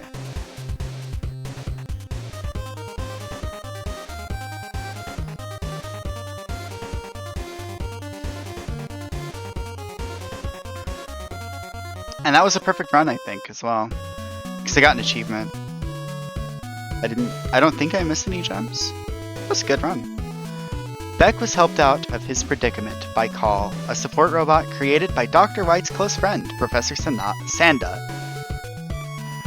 Her goal was to bring back her friend Beck safely, and with the assistance of White and Sanda, she was able to dive into the veritable hell space where Beck was trapped. Eventually, Beck regained consciousness and opened his eyes. He was greeted with the smiles and joyful cheers of the professors and his siblings. Call awoke shortly thereafter. She looked over at Beck with a big smile on her face and said, "Don't ever do that again, you idiot. I was so worried about you." This was a decision she made after witnessing Beck's determination, even in the face of a nationwide crisis. Make no mistake, Call is a robot of her word. I don't even want to look at my rank. Yeah! Alright! Or blimey, that was good. Alright. 2 challenges. The challenges, I believe, are achievements. Oh, we are mighty. Clear the game as Beck. I never did beat the game as Beck before. I actually only ever beat this game as Ikoro. Damn. I beat the game as the hardest character. Ignored the much easier, more powerful character with double the health. And Gunvolt might actually be stronger, I don't know.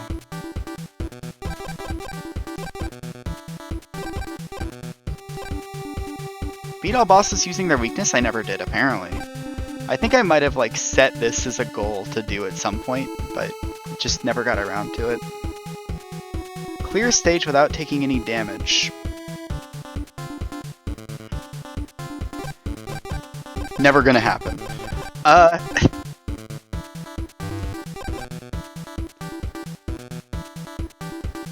Clear a stage without any bursts. I hate this.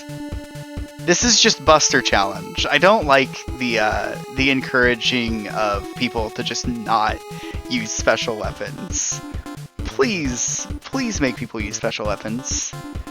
Track every weapon. Have a weapon-specific challenge for every single level, where you just use that one weapon, and you have infinite ammo with it or something.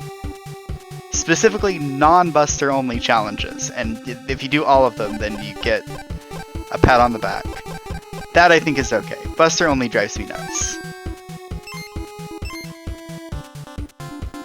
Oh, this one was to just do spread shot. Gunvolt downplays customization in favor of... Yeah, Gunplay has moves. I know about that, I just don't remember any of the moves. Earn a score of 1,000 during the credits.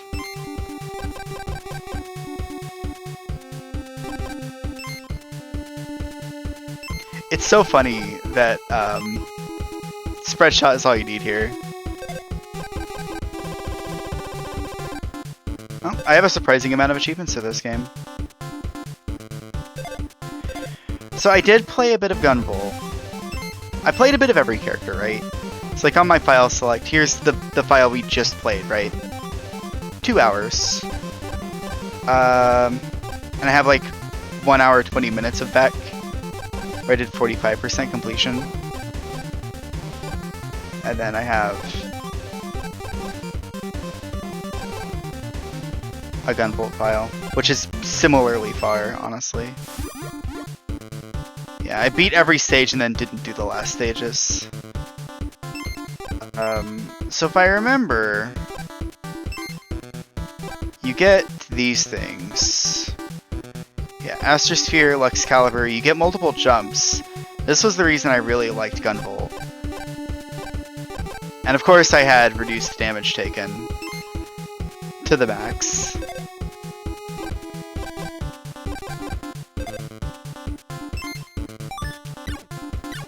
I don't remember what this shot does.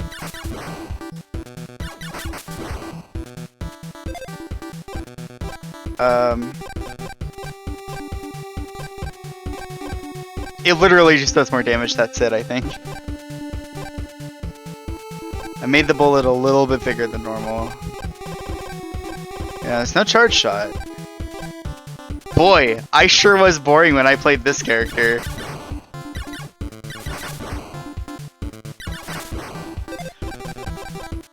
Yeah, Gunvolt only gets starts. That's all he can do. And then what did I do with a Koro? Because she's actually really hard, I think.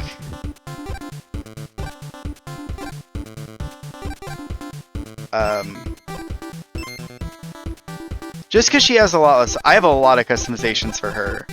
This was the first character I ever played as. Very fast arrows.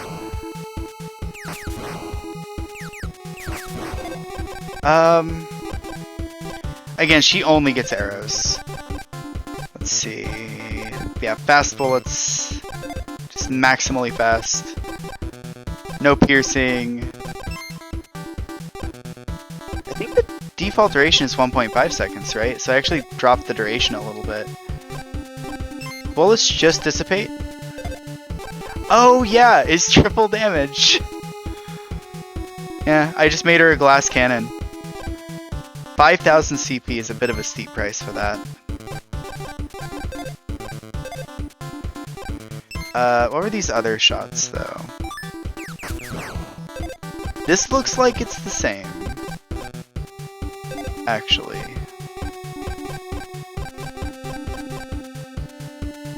Why did I...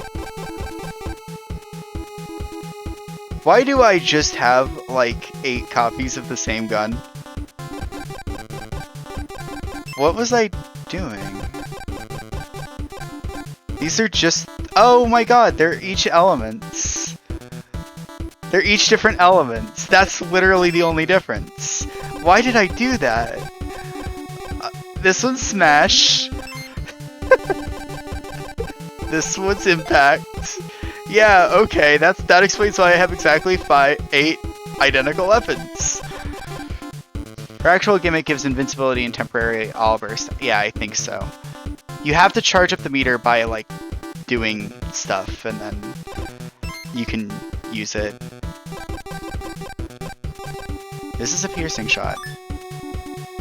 Oh yeah, this was my experimental, like, shield move.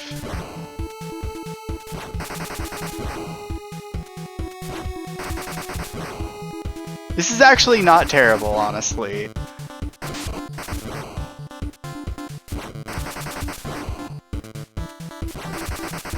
But it has to, like, pierce terrain.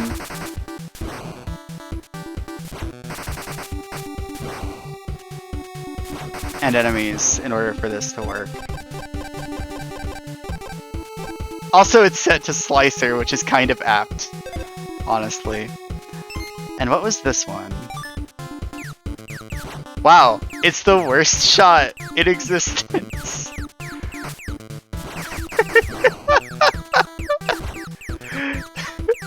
Does nothing. It's the you just put your gun in a bullet, just drips out.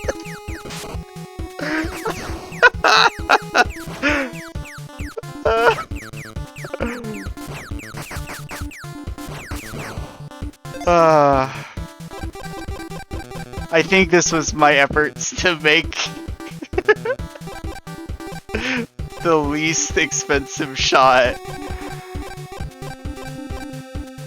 I take more knockback. I never did set it, so I take more damage. Oh god.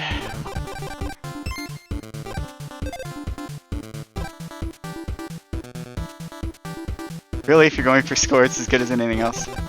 Do I have, like, damage reduction on this? I don't. It does only... So, if you're going for score, you probably want, like, 2 on-screen bullets. Because then you can at least, like, really spam the shot while you're up close. So... Yeah, don't save my changes. That shot's perfect the way it is. Oh yeah, you can also... Yeah, this can only be used when your MP is at least 50% full. This is the gimmick. Unless your MP runs out, you will be invincible, and your shots will be powered up. Right. That's a thing about Akoro. So, I can just go in with, like, a base shot, right? She does less damage. This guy normally dies in 4 hits. He dies in 6 hits to her. So she has half health and, like 30% less damage, but then like much better jumping, I think.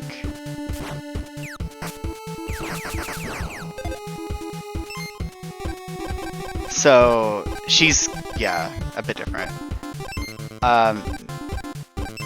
You also can enable a glide for her.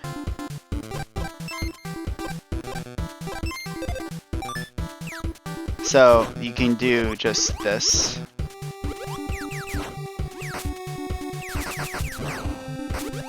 She's actually kind of neat. She's got a surprising amount different about her.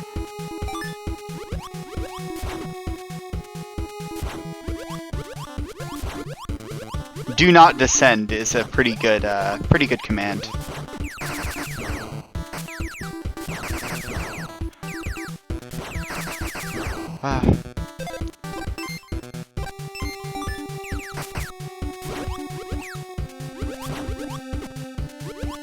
You can also set a fixed direction so you don't turn around while you're, whenever you try to turn around. I like the different, animations with that. Cam, are you enjoying Katie's stream? I should turn that off. I really should. Alright, let me actually poke around some stuff. Got a DM somewhere. Oh, I didn't get a DM, I just got pinged. Together B&B. What over here? Bunnies. Okay. Just bunnies. Okay, so Tam. I kind of want the DLC too, but I'm not so enthused / obsessed about it as I was whenever I played it. I was like desperate for the DLC before, cause FOMO, right? I just wanted to play the whole game.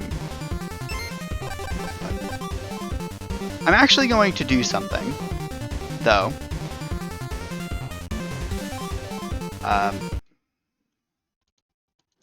App. Because I want to pull up another game.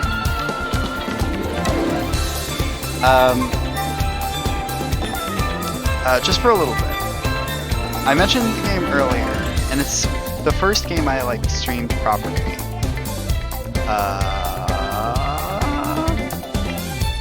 Hey! You know what's funny? I don't actually have it installed. There's not a single hint of God Eater on my computer. Oh, that's unfortunate. I don't remember when I uninstalled that. Huh. I was gonna try to show you the God Eater 2, like, bullet editor, but I can't do that. Yeah, so that's unfortunate. Well, I guess I'm gonna just stop it for now. And play something else. Quite possibly tomorrow. And it might be God Eater or something. It's a little loud. Okay. There we go. I don't have God Eater installed, so I can't play it. That's what I was gonna try to do, but it's not available. So I'm just gonna call it and go to not bed, but I sure ain't going to bed anytime soon. But I will install God Eater and maybe play that at some point. because I think I'd like to play that a bit. No raid tonight. I think it's just gonna be. Well, hold on. Yeah, there's no obvious person to raid. So yeah, I'm gonna hop off. This may not be well suited. By the way, unrelated. This may not be well suited to like outro music, but like at the start of the stream, right? Hold on. Yeah, transition to that. Stop music. Start music. Isn't that like amazing? Isn't that like perfect? Just for like whenever you like imagine loading up the VOD and that's like the first music you're hit with. That's amazing. That's perfect. I love that. Good night, guys.